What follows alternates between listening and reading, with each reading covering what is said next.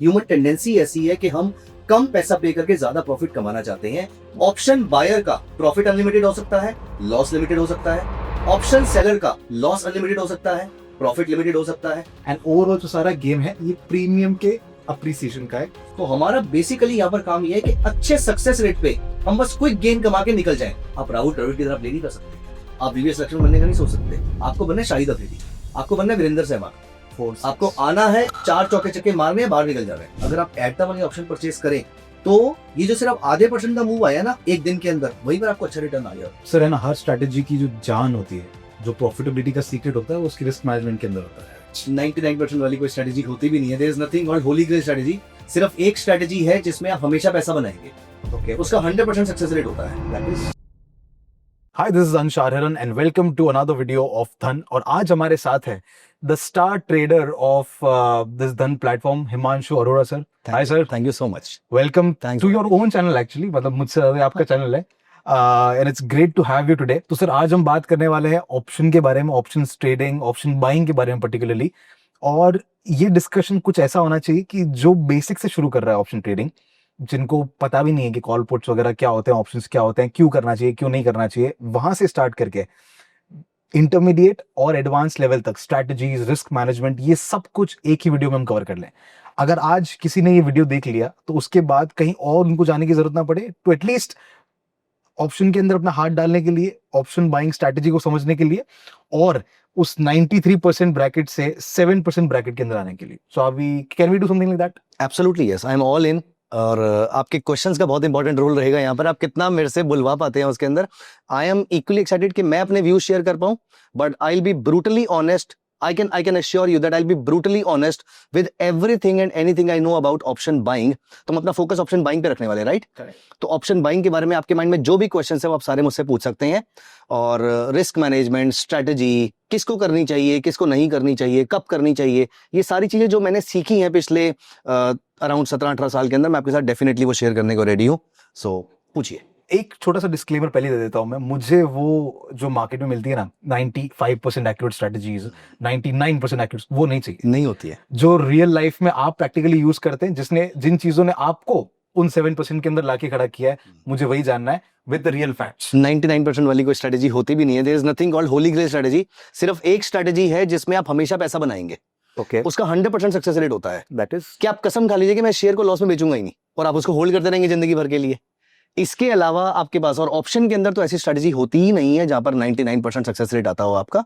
So I will be brutally honest, जो उसका success rate हो सकता है, कितना आपको प्रॉफिट होता है, कितना लॉस होता है, वो सारी चीजें मैं, जैसे कि आपने बताया मेरा खुद का चैनल है, तो I will be honest only. I will be very true to my viewers के ऑफ कोर्स आपके क्वेश्चंस आएंगे तो मैं जितनी चीजें हैं वो सारी अपनी पूरी ईमानदारी से डिस्कस करूंगा। Got it. तो इस पूरे स्ट्रक्चर को हम ऐसा फ्रेम करते हैं, will start from the basics, उसके बाद हम कुछ इंटरमीडिएट लेवल की चीजें, जो कुछ इनसाइट्स है मार्केट के, वो डिस्कस करते हैं।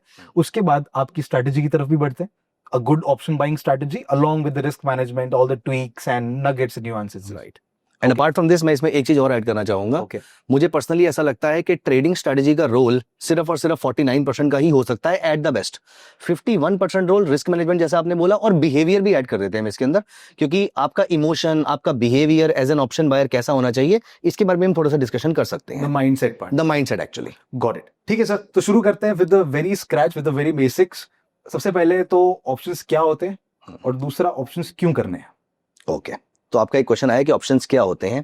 देखिए, 2 टाइप के प्रोडक्ट होते हैं डेरिवेटिव में, एक होता है फ्यूचर, एक होता है ऑप्शन, राइट? सो आप मुंबई में रहते हैं, सो मुंबई में आपने एक फ्लैट परचेज करना है, आपने 10 लाख रुपए पे किए और 1 करोड़ का वो फ्लैट है, हाइपोथेटिकली मान लेते हैं। तो इसमें आप एक बायर हो गए, सामने वाली पार्टी एक सेलर हो गया। इनमें दोनों के पास राइट है और दोनों के पास ऑब्लिगेशन है। आप फ्लैट खरीद सकते हैं, प्राइसेस ऊपर चले जाएंगे, आपको फायदा हो जाएगा, प्राइसेस नीचे चले जाएंगे, सेलर को फायदा हो जाएगा। तो both the parties have a right and both the parties have an obligation. Correct. वहीं इसके अगेंस्ट एक और डेरिवेटिव कॉन्ट्रैक्ट है, जैसे कि इंश्योरेंस। अब अगर आपने गाड़ी की इंश्योरेंस कराई तो आपके पास सिर्फ राइट है, जबकि दूसरी पार्टी के पास ऑब्लिगेशन है। एलआईसी के पास ऑब्लिगेशन है। फॉर एग्जांपल, अगर मैंने हेल्थ इंश्योरेंस परचेज करी, तो अगर मेरी हेल्थ को कुछ प्रॉब्लम होती है तो मैं हॉस्पिटल जा सकता हूं, ये मेरा राइट है, ये ऑब्लिगेशन नहीं है। राइट। हो सकता है मैं नहीं भी जाऊं, अगर मेरी तबीयत खराब है और आसपास के डॉक्टर से काम हो जाता है, तो मैं इंश्योरेंस कंपनी में ये इंश्योरेंस क्लेम नहीं करूंगा।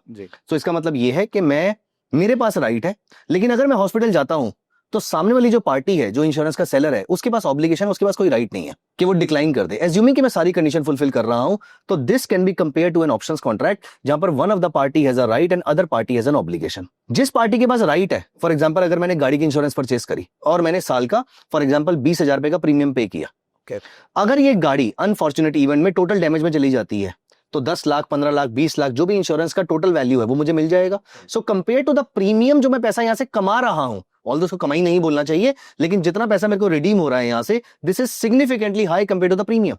ऑब्वियसली इसका मतलब as an option buyer you can make a lot of money. अभी रिसेंटली इंडिया में एक अनफॉर्चुनेट इवेंट हुआ, I would say the most unfortunate event हुआ, जहां पर एक प्लेन क्रैश हुआ।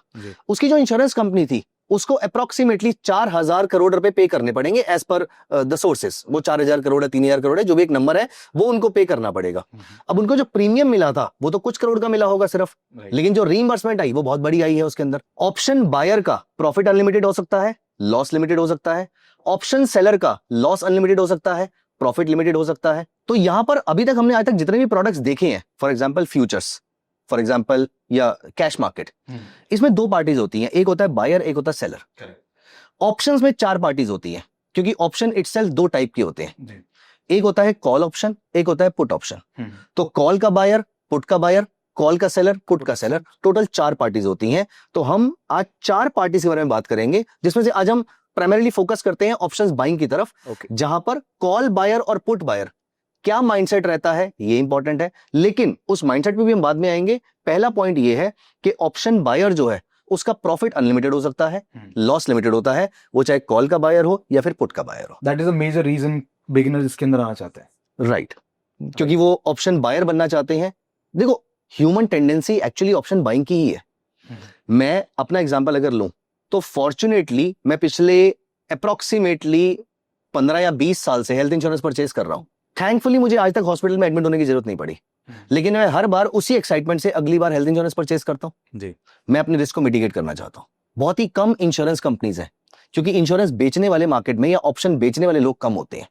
ऑप्शन खरीदने के लोग, ह्यूमन टेंडेंसी ऐसी है कि हम कम पैसा पे करके ज्यादा प्रॉफिट कमाना चाहते हैं, इसीलिए ज्यादातर लोग ऑप्शन बाइंग की तरफ इंक्लाइंड होते हैं या फिर अट्रैक्ट होते हैं। Option buyers are actually the insurance buyers and option sellers are the insurance sellers, जो कंपनीज होती है actually. Right, got it.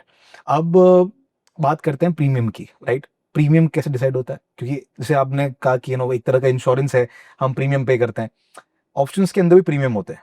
Right, अब जब हम हेल्थ इंश्योरेंस की बात करते हैं, अगर मैं स्मोकिंग करता हूँ, अगर मैं नहीं करता हूँ, मम्मी, पर अगर मैं स्मोकिंग करता हूँ, अगर मैं ड्रिंक करता हूँ, अगर बहुत ही अनहेल्दी लाइफस्टाइल है मेरी, तो जाहिर सी बात, और फैमिली में कोई बड़ी मेडिकल हिस्ट्री भी है, तो मेरा इंश्योरेंस प्रीमियम काफी ज्यादा होता है। राइट, और अगर I have a very healthy lifestyle, मैं सुबह उठ के सूर्य नमस्कार कर रहा हूँ, सब कुछ it's absolutely fine, which is, but तो उस केस में क्या होगा कि मेरा ऑप्शन प्रीमियम काफी कम होगा। राइट, सॉरी, मेरा इंश्योरेंस प्रीमियम काफी कम होगा। राइट, ऑप्शन के अंदर ये इंश्योरेंस प्रीमियम क्या चीज डिसाइड करती है? Okay, very good question. इस क्वेश्चन को आंसर करने से पहले मैं जो 2 ऑप्शन है उनको सेग्रीगेट कर देता हूं पहले, सो दैट हमारी क्लैरिटी हो जाएगी हम किस ऑप्शन के बारे में फ्यूचर में बात करने वाले हैं। तो एक हो गया हमारा कॉल ऑप्शन, एक हो गया पुट ऑप्शन। कॉल का बायर और पुट का बायर, इन दोनों को फोकस करेंगे। अगर आपका व्यू बुलिश है किसी चीज को लेकर, तो आप कॉल ऑप्शन बाय कर लेंगे। Call option provides you a right to buy something at a predetermined price. Okay, put option provides you a right to sell something at a predetermined price. दोनों के पास right होता है। Okay, क्योंकि insurance buyer के पास या option buyer के पास राइट ही होता है। तो कॉल बायर और पुट बायर दोनों के पास राइट होता है। एक के पास कोई चीज खरीदने का अधिकार होता है और एक के पास कोई चीज बेचने का अधिकार होता है।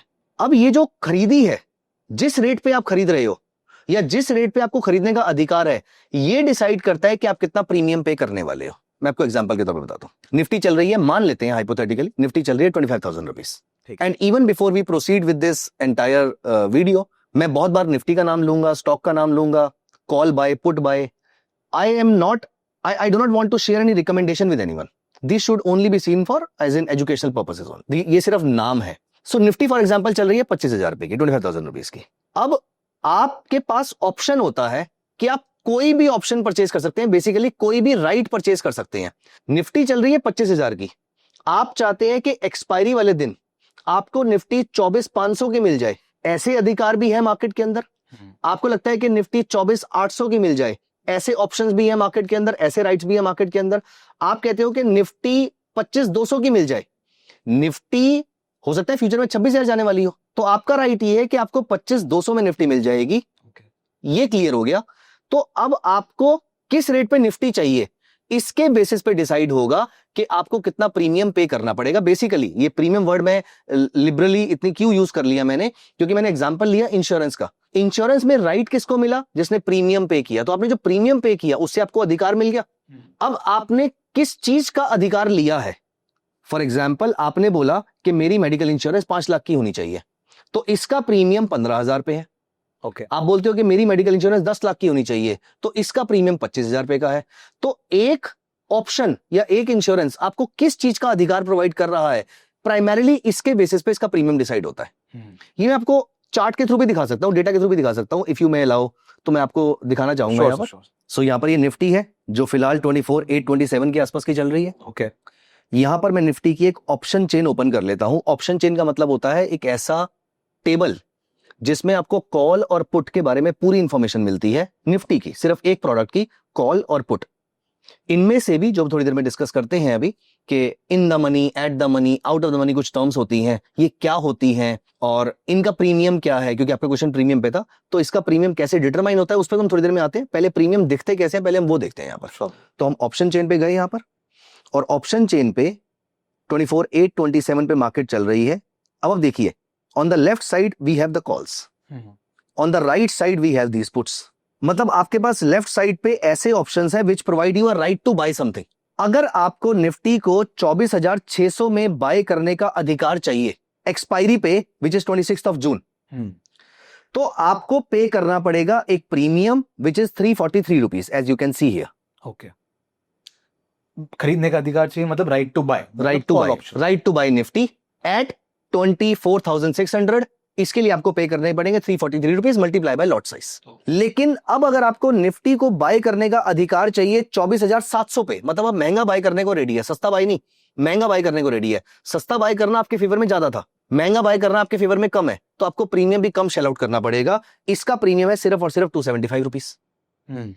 अब अगर आप कहते हो कि मैं निफ्टी को 25,000 में लेने को तैयार हूं, क्योंकि शायद आपका व्यू होगा कि निफ्टी 26,000 चली जाएगी, मुझे फिर भी 25 में ही मिल जाएगी, इसके लिए आपको सिर्फ अप्रोक्सीमेटली 100 रुपए के आसपास का या 115 रुपए के आसपास का प्रीमियम पे करना पड़ेगा। तो आप कौन से ऑप्शन में एंटर करना चाहते हैं, कौन से स्ट्राइक प्राइस को लेना चाहते हैं, और स्ट्राइक प्राइस को हम ऐसे समझ सकते हैं, it is the price at which the deal strikes between the buyer and the seller. तो एक बायर किस रेट पर निफ्टी को लेने को तैयार है, एक सेलर किस रेट पर निफ्टी को बेचने को तैयार है। For that matter Nifty, Reliance, TCS, कोई भी स्टॉक हो सकता है यहाँ पर, and for that matter commodities भी हो सकती हैं।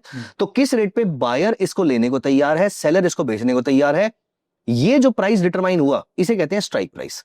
ये लिमिटेड होते हैं, एनएससी डिसाइड करता है कि निफ्टी में कौन कौन से स्ट्राइक्स आएंगे। कुछ रैंडमली नहीं कर सकते हम, रैंडम नहीं कर सकते कि आप ये नहीं कह सकते कि मुझे निफ्टी एक्सपायरी वाले दिन 24,970 रुपए की चाहिए। बराबर 50 के मल्टीपल्स में स्ट्राइक्स अवेलेबल है, इसी रेट पे आपको मिलेंगे। प्रीमियम आप डिसाइड कर सकते हैं, प्रीमियम डिसाइड होते हैं डिमांड सप्लाई के बेसिस पे। Apart from many other factors, premium decide होते हैं डिमांड सप्लाई के फैक्टर पे। अब यहां पर अगर डिमांड ज्यादा होगी तो प्रीमियम बढ़ जाएगा, डिमांड कम होगी तो प्रीमियम कम हो जाएगा। तो आपका क्वेश्चन था कि प्रीमियम कैसे डिसाइड होता है, ये डिमांड के बेसिस पे होता है। अब अगला फॉलोअप क्वेश्चन शायद आपका ये भी आ सकता है कि डिमांड कैसे आएगी। अब अगर कल निफ्टी चल रही थी 24,700 पे, ओके, आज निफ्टी बढ़ के हो गई 24,800। Humans suffer from something called recency bias. जैसे ही निफ्टी 100 पॉइंट ऊपर जाएगी, हमें लगना शुरू हो जाएगा निफ्टी 150 पॉइंट ऊपर जाएगी, निफ्टी 200 जाएगी, निफ्टी 300 जाएगी, निफ्टी 500 जाएगी। हम सभी लोग ऐसे राइट्स को परचेज करना चाहेंगे जो मुझे निफ्टी सस्ते से सस्ते में दे सकता है। 24,500 वाले राइट की वैल्यू बढ़ जाएगी, 24,600 वाले की वैल्यू बढ़ जाएगी। तो जब ये मार्केट्स ऊपर जाती है तो कॉल के प्रीमियम महंगे होने शुरू हो जाते हैं। वहीं उसके अगेंस्ट, क्योंकि अब बहुत कम लोगों को लग रहा है कि पुट की वैल्यू बढ़ेगी, या बहुत कम लोगों को लग रहा है कि मार्केट नीचे जाएगी, तो पुट्स की डिमांड कम हो जाती है, तो उनकी वैल्यू घट जाती है। जैसे आज की डेट के अंदर, आज हम ये वीडियो रिकॉर्ड कर रहे हैं, तो Nifty is only mildly up. तो यहां पर हमारे सामने आप नोटिस करेंगे तो कुछ कॉल्स की वैल्यू आपको यहां पर बढ़ी हुई दिखेगी, जबकि पुट्स आपको सारी की सारी नेगेटिव दिख रही हैं। क्योंकि कुछ लोगों को लग रहा है कि मार्केट यहां से और ऊपर जा सकती है, क्योंकि अभी बहुत सारे लोगों को नहीं लग रहा, क्योंकि मार्केट फ्लैटिश है, 20 पॉइंट ही ऊपर है। इस वजह से सारी कॉल्स भी बुलिश नहीं है, लेकिन फिर भी कॉल्स फिर भी बुलिश है, पुट तो एक भी बुलिश नहीं है यहां पर। करेक्ट। सबकी वैल्यू गिर रही है यहाँ पर। तो इसलिए क्योंकि सबको लग रहा है कि मार्केट ऊपर जाएगी, इसलिए कॉल की वैल्यू बढ़ जाएगी, और जब सबको लगेगा मार्केट नीचे जाएगी तो ऐसे केस में पुट्स की वैल्यू बढ़ जाएगी। तो प्रीमियम की वैल्यू ऐसे डिसाइड होती है प्राइमरीली। ओके, तो अगर आप आपका व्यू अगर बुलिश है तो आप कॉल बाय करते हो, अगर आपका व्यू बेरिश है तो आप पुट बाय करते हो, क्योंकि उनकी वैल्यू उस कंडीशन में बढ़ेगी। करेक्ट। अब आपने यहाँ पे अलग अलग चीजों को, अलग अलग टर्म्स को मेंशन किया था, तो अब एक एक टर्म्स के ऊपर आते हैं सर। सबसे पहले आपने एक टर्म बताई थी एक्सपायरी, इसको थोड़ा एक्सप्लेन करेंगे? आपने जो हेल्थ इंश्योरेंस परचेज करी वो जिंदगी भर के लिए थी क्या? नहीं, टर्म एक पीरियड के लिए थी। करेक्ट। जितने भी कॉन्ट्रैक्ट्स होते हैं, specially financial market contract, they have a life. तो डेरिवेटिव्स की एक्सपायरी होती है। ओके। निफ्टी ईटीएफ की कोई एक्सपायरी नहीं है, रिलायंस के शेयर की एक्सपायरी नहीं है, लेकिन आप रिलायंस को 1400 के रेट पे लेना चाहते हो, इस कॉन्ट्रैक्ट में आपने मेरे साथ एंटर किया, इसकी एक्सपायरी है। इस बीच में अगर मार्केट आपके फेवर में जाएगी तो ही प्रॉफिट बनेगा। आपने स्टार्टिंग में एक बहुत इंपॉर्टेंट डेटा बताया था that 93% people lose money in the market and 7% people make money in the market. ये 93% लोग पैसा इसलिए नहीं लूज करते हैं कि वो गलत थे, उन्होंने इसलिए लूज किया क्योंकि उस पर्टिकुलर पीरियड में वो सही साबित नहीं हुए। हो सकता है रिलायंस एक साल के बाद ऊपर चला जाए वहां से, और वो सही थे, उन्होंने बोला था ऊपर जाएंगे और रिलायंस ऊपर चला गया, या फॉर दैट मैटर नीचे चला गया, लेकिन हमें करेक्ट होना होता है उसी पीरियड के अंदर। तो जैसे आप निफ्टी का देखें, निफ्टी की एक्सपायरी 19 जून जो कि आज है, अगली एक्सपायरी अगले थर्सडे को है which is 26th of June, then 3rd of July, then 10th of July, then 17th of July and so on and so forth। NSE ने रिसेंटली अभी कुछ एक्सपायरीज चेंज करी है, या फिर मैं बोलूंगा सेबी का रेगुलेशन आया है जिससे एक्सपायरीज को चेंज हो जाएंगी, उसके बारे में भी हम बात नहीं कर रहे, लेकिन हर हफ्ते निफ्टी की एक्सपायरी है, या फिर मंथ एंड की एक एक्सपायरी होती है, बड़ी एक्सपायरी होती है हमारी, जो मंथली एक्सपायरी जिसको हम कहते हैं। तो आपको जो भी एक कॉल या पुट ऑप्शन परचेज करना है वो एक पर्टिकुलर एक्सपायरी का करना होता है, आपको इससे पहले सही होना होता है। अब इसमें सही होने के भी दो डेफिनेशन है कि आप सिर्फ एक्सपायरी पे आपका व्यू मैच होना चाहिए, या एक्सपायरी से पहले हो जाए तब भी चलेगा। एक्सपायरी से पहले हो जाए तब भी चलेगा। आपने बोला निफ्टी ऊपर जाएगी, आपने कॉल ऑप्शन परचेज कर लिया। सबसे इंटरेस्टिंग बात यह है कि जरूरी नहीं है कि 26 जून को ही मार्केट ऊपर जानी चाहिए, 26 जून से पहले कभी भी जाएगी, उस प्रीमियम की वैल्यू बढ़ जाएगी क्योंकि उसमें डिमांड आ जाएगी। करेक्ट। तो आपने 100 रुपए का जो ऑप्शन परचेज किया था वो 120 हो गया, आप चाहें तो यहां से निकल सकते हैं बाहर। So you will get the 120 rupees. You will get 120 rupees, but you paid 100 rupees. तो 20 rupees का आपको प्रॉफिट मिल जाएगा पर share multiply by lot size. Right. तो ये आपका प्रॉफिट हो जाएगा। तो 100 रुपए का आपका टारगेट क्या है? बेसिकली जैसे आप शेयर परचेज करते हैं, आपने एक ऑप्शन परचेज करना है, 100 रुपए का परचेज करना है फॉर एग्जाम्पल, और उसको 100 रुपए से ऊपर बेचना है। अब यहां पर अंश मजे की बात पता है क्या है? लोगों जब ये ऊपर जाता है सबको लगता है और ऊपर जाएगा, तो वो 100 वाली चीज 105, 110, 120 होगी, उनको लगता रहेगा 150 चला जाएगा, फिर वो नीचे आना शुरू हो जाता है, फिर उनको लगता है नहीं अभी तो वापस ऊपर जाएगा। तो problem as I discuss in the starting, problem behaviour की आती है। आपको एक ऐसा सेटअप चाहिए, आपको सिर्फ एक ऐसी स्ट्रेटेजी चाहिए जो प्री डिफाइंड हो कि यहां पर आपने बाय करना है, ये आपका स्टॉप लॉस रहेगा, ये आपका टारगेट रहेगा। बेसिकली फिर आप कॉल ऑप्शन को एक स्टॉक की तरह देख रहे हैं, and for that matter put option को एक स्टॉक की तरह देख रहे हैं, और एज एन ऑप्शन बायर आपको दोनों के प्राइसेस को ऊपर जाते हुए देखना है, या आप चाहते हैं कि वो ऊपर जाए। सो बेसिकली पूरा गेम जो है प्रीमियम के अप्रिसिएशन का है, ऑप्शन बाइंग। एब्सोल्युटली राइट, आपने बिल्कुल सही वर्ड यूज किया है। पूरा का पूरा गेम प्रीमियम के अप्रिसिएशन का है एज एन ऑप्शन बायर। आप जब कभी भी बाय करें उसकी वैल्यू आपके बाय करने के बाद ऊपर जानी चाहिए। Okay, so you have to be right and you have to be right within that time frame. Correct. So that वो प्रीमियम अप्रिसिएशन हो और आप उसको एक हायर वैल्यू के ऊपर बेच सको, and that will be your return. Correct correct correct. और इसमें वैसे तो एक चीज और आती है, लेकिन अभी वो बहुत ज्यादा डीप हो जाएगा अगर हम वहां पर जाएंगे। As an option buyer you do not have to be just right and right during that time frame, you have to be right very quickly also. Example देता हूं मैं आपको। आपने कोविड से पहले इंश्योरेंस परचेज करी अपनी गाड़ी की, 6 महीने बीत गए, या फिर किसी भी पीरियड की अगर हम बात करें, आपने 1 जनवरी को गाड़ी परचेज करी और आपने 20,000 रुपए का प्रीमियम पे किया इंश्योरेंस का। अगर आप 1 जनवरी को आते ही गाड़ी बेच देंगे, किसी और को बेच देंगे, तो आपने जो इंश्योरेंस परचेज करी उसकी वैलिडिटी पूरे साल भर की है। राइट। आप इंश्योरेंस की वैल्यू सामने से लेंगे या नहीं लेंगे? लेंगे, आपका बनता है, क्योंकि 365 दिन की इंश्योरेंस बची हुई है। लेकिन अगर आप ये गाड़ी 6 महीने के बाद बेचते हैं, तो क्या सामने वाली पार्टी आपको इंश्योरेंस के पूरे पैसे पे करेगा? आधा पे करेगा ना। और अगर आप ये 31 दिसंबर को बेच रहे हैं, फिर बिल्कुल भी नहीं। तो ये जो ऑप्शन होता है ना, या जो इंश्योरेंस होती है, इसमें आप जितने पीरियड के लिए बने हुए हैं उस पीरियड के लिए आपने प्रीमियम पे किया है। तो 30 दिन का प्रीमियम अगर 30 रुपए है तो 29 दिन का प्रीमियम 30 रुपए से कम रहेगा। करेक्ट। मान लेते हैं 29 रुपए रहेगा, ऑल्दो इतनी आसान कैलकुलेशन नहीं होती है, बट मान लेते हैं कि वो रोज उसकी वैल्यू 1-1 रुपए कम होती जा रही है। तो आपको वक्त के अगेंस्ट जाके जीतना है। कि मतलब आपका प्राइस बढ़े, ये तो आप चाहते हैं, जल्दी बढ़े ये भी आप चाहते हैं, ये भी आपकी रिक्वायरमेंट है। क्योंकि अगर बढ़ेगा और जल्दी नहीं बढ़ा तो 30 रुपए तो आप लगातार लूज करते जा रहे हैं ना, आप उसकी टाइम वैल्यू को लूज करते जा रहे हैं। आपने एक वर्ड यूज किया था प्रीमियम, कि क्या होता है। Correct. तो premium is primarily made up of two things, और यहां पर हम थोड़ा सा डीप चलते हैं यहां पर। And I would suggest our viewers यार कि आप एक पेपर पेन उठा लीजिए, क्योंकि ये कॉन्सेप्ट कुछ ऐसे हैं, क्योंकि जैसे कि आपने बोला कि हम आज ऑप्शन बाइंग के बारे में डिटेल में बात करने वाले हैं, तो आपके पास बहुत सारी चीजें ऐसी हैं जो आपको जिंदगी भर काम आने वाली है। रादर मैं आपसे एक क्वेश्चन पूछता हूं, निफ्टी चल रही है 25,000 रुपए की जी, 24,500 की कॉल ऑप्शन, अगर आप अभी के अभी एक्सरसाइज कर देते हैं, अगर आपने खरीदी उसको और अभी के भी एक्सरसाइज कर दिया मतलब आपने उससे निफ्टी परचेस कर ली, तो आपको निफ्टी मिल जाएगी 24,500 की, जो मार्केट में चल रही है 25,000 की। तो क्या मैं बोल दूं ना कि इस ऑप्शन को अगर आप अभी के भी एक्सरसाइज कर देते हैं तो आपको कम से कम 500 का फायदा हो जाएगा। इमीडिएटली हो रहा है, ये ऑप्शन अगर 400 का चल रहा है तो आप क्या करेंगे? Buy of course. आप इमीडिएटली बाय कर लेंगे और आप निफ्टी का फ्यूचर शॉर्ट सेल कर देंगे, क्योंकि आपको मालूम है कि एक्सपायरी के टाइम पर मेरे को 24,500 पे निफ्टी मिल जाएगी सिर्फ 400 रुपए पे करके, और 25,000 की बिक भी जाएगी मेरी। बराबर। तो इसका मतलब आपको निफ्टी एक्चुअली में पड़ रही है 24,900 की, जो चल रही है मार्केट में 25,000 की। राइट, आपको 100 रुपए का आर्बिट्राज प्रॉफिट हो गया। करेक्ट। ये आर्बिट्राज सिर्फ आपको तो नहीं पता, सबको पता लग जाएगा, सब लोग जाके बाय करेंगे, इसकी वैल्यू बढ़ जाएगी डिमांड की वजह से। डिमांड की वजह से। आर्बिट्राज कब खत्म होगा? जब ये कम से कम 500 की हो जाएगी। राइट, इसका मतलब 25,000 पे अगर निफ्टी चल रही है तो 24,500 वाली जो कॉल ऑप्शन है वो कम से कम 500 की होनी चाहिए। यप, इसे कहते हैं इसकी intrinsic value. Intrinsic value. 99% cases में ये आपको 500 की ही मिलेगी। ओके, कभी कभी सस्ती हो भी सकती है डिमांड सप्लाई मिसमैच की वजह से, लेकिन ब्रॉडली आपको ये 500 की ही मिलेगी, मिनिमम 500 की मिलेगी। लेकिन अब जो आपने राइट परचेस किया, ये आप एक्सरसाइज कभी भी कर सकते हैं ना, एक्सपायरी तक आप इसको लेके जा सकते हैं। Correct. तो जो सामने वाली पार्टी है उसका रिस्क तो बहुत ज्यादा है ना, राइट, वो उस रिस्क पीरियड का भी तो प्रीमियम लेगा आपसे। द इंश्योरेंस ड्यूरेशन वाला। करेक्ट, उसे कहते हैं टाइम वैल्यू। आपने बिल्कुल सही बोला, ड्यूरेशन का। तो टाइम जितना बचा हुआ है एक्सपायरी को, उतनी आप टाइम वैल्यू पे करेंगे। करेक्ट। तो अभी के लिए आप देखिए 24,832 पे मार्केट चल रही है, 24,500 वाली कॉल ऑप्शन कम से कम 332 की होनी चाहिए, 332 की। करेक्ट, क्योंकि 24,832 माइनस 24,500, 332 रुपीज। राइट। ये ऑप्शन कितने का चल रहा है? 425 रुपीज का। तो 322 plus the time value. Absolutely right. तो अप्रोक्सीमेटली 100 रुपए इसमें टाइम वैल्यू चल रही है। अब अगर ये 26 जून की जगह आप 31 जुलाई वाली एक्सपायरी देखेंगे तो इंट्रिंसिक वैल्यू तो सेम है, लेकिन टाइम वैल्यू बढ़ जाएगी, क्योंकि टाइम टिल एक्सपायरी बढ़ गया। इसको आप ऐसे समझिए कि 1 साल की इंश्योरेंस का प्रीमियम कम रहेगा और 2 साल की इंश्योरेंस का प्रीमियम ज्यादा रहेगा, क्योंकि सामने वाली पार्टी ज्यादा रिस्क ले रही है। तो ऑप्शन के प्राइसेस कौन डिटरमाइन कर रहा है? ऑप्शन का सेलर।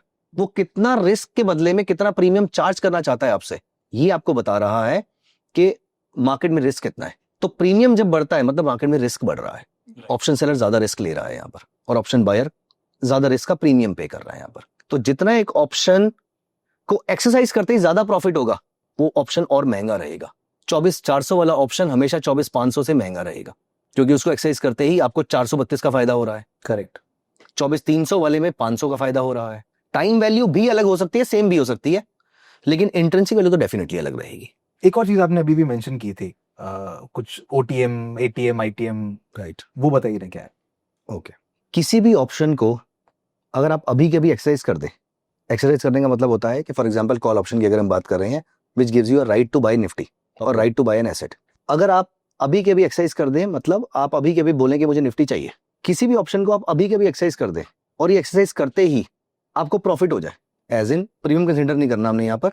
निफ्टी चल रही है 25,000 की, 24,500 वाली कॉल ऑप्शन अगर आप अभी एक्सरसाइज कर दें, कॉल ऑप्शन मतलब you have right to buy at 24,500, तो आपने 24,500 पे निफ्टी मिल गई आपको, जो चल रही है 25,000 की, आपको 500 रुपए का प्रॉफिट हो गया। अगर आपको किसी ऑप्शन को एक्सरसाइज करते ही कंपेयर टू स्पॉट प्राइस आपको प्रॉफिट हो जाए, इसे कहते हैं इन द मनी ऑप्शन। तो जिन जिन ऑप्शन को फॉर एग्जांपल 25,000 में मार्केट चल रही है, 24,800, 24,900, 24,700, 24,500, 24,000, जितने भी ये नीचे वाले जितने भी ऑप्शंस है, कॉल ऑप्शंस, आप इनको एक्सरसाइज करेंगे तो आपको प्रॉफिट हो जाएगा। Right, these are called in the money options. अगर ये ऑप्शन एक्सरसाइज करते ही आपको लॉस हो जाए, फॉर एग्जांपल 25,200 की कॉल ऑप्शन, 25,200 की call option provides you a right to buy Nifty at 25,200, correct, and Nifty is trading at 25,000।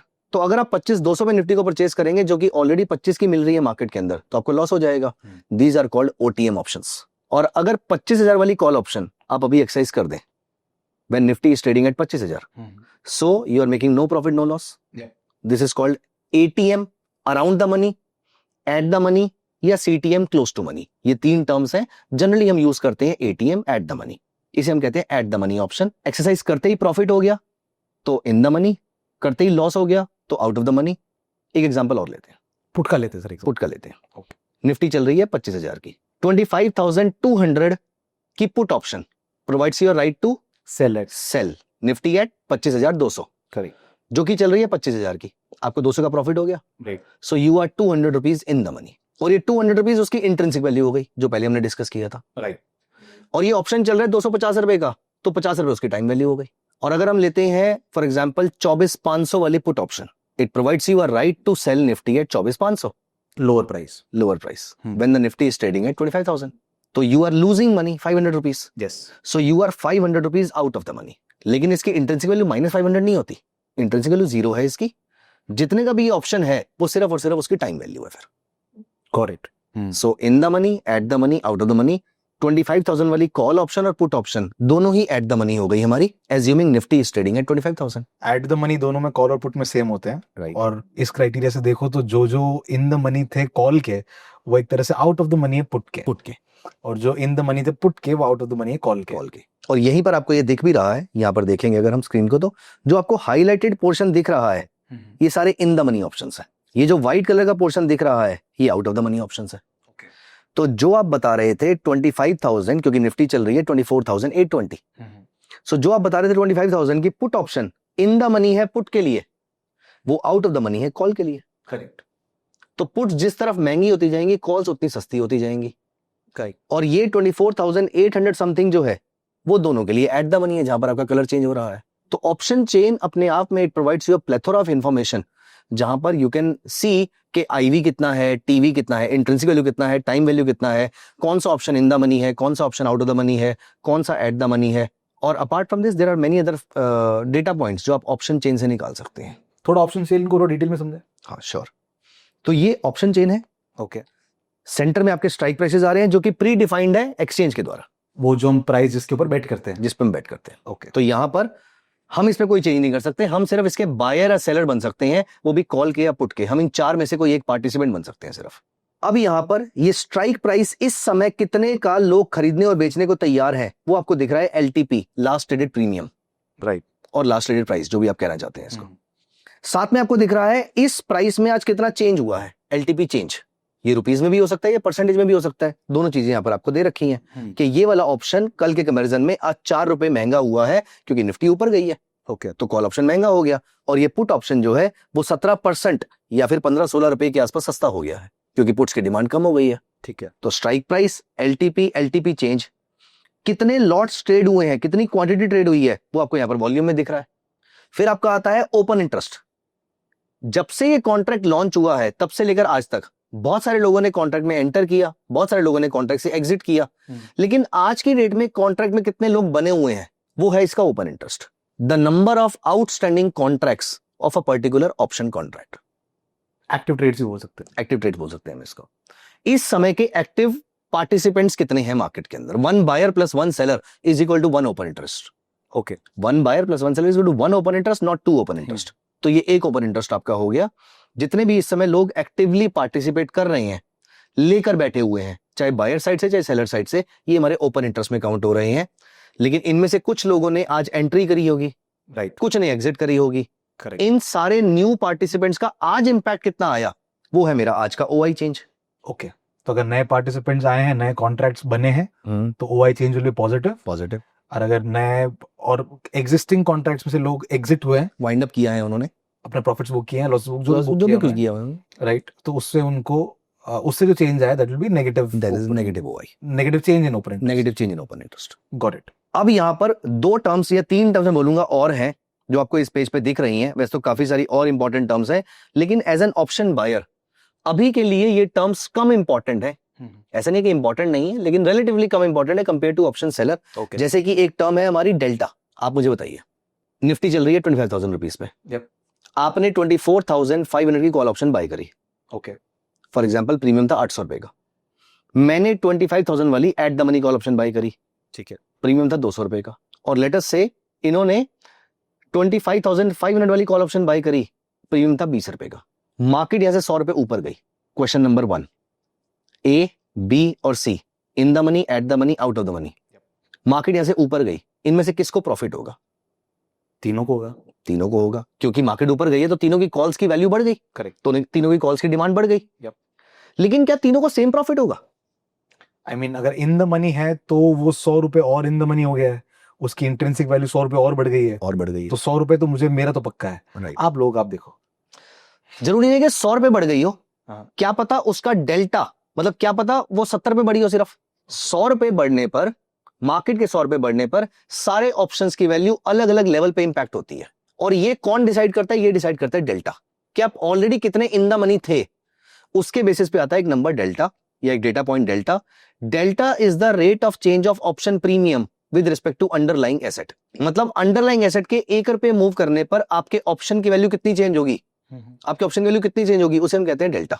जैसे कि आप यहां पर देखिए 24,500 वाली कॉल ऑप्शन का डेल्टा है 0.8143 या 0.81 समथिंग।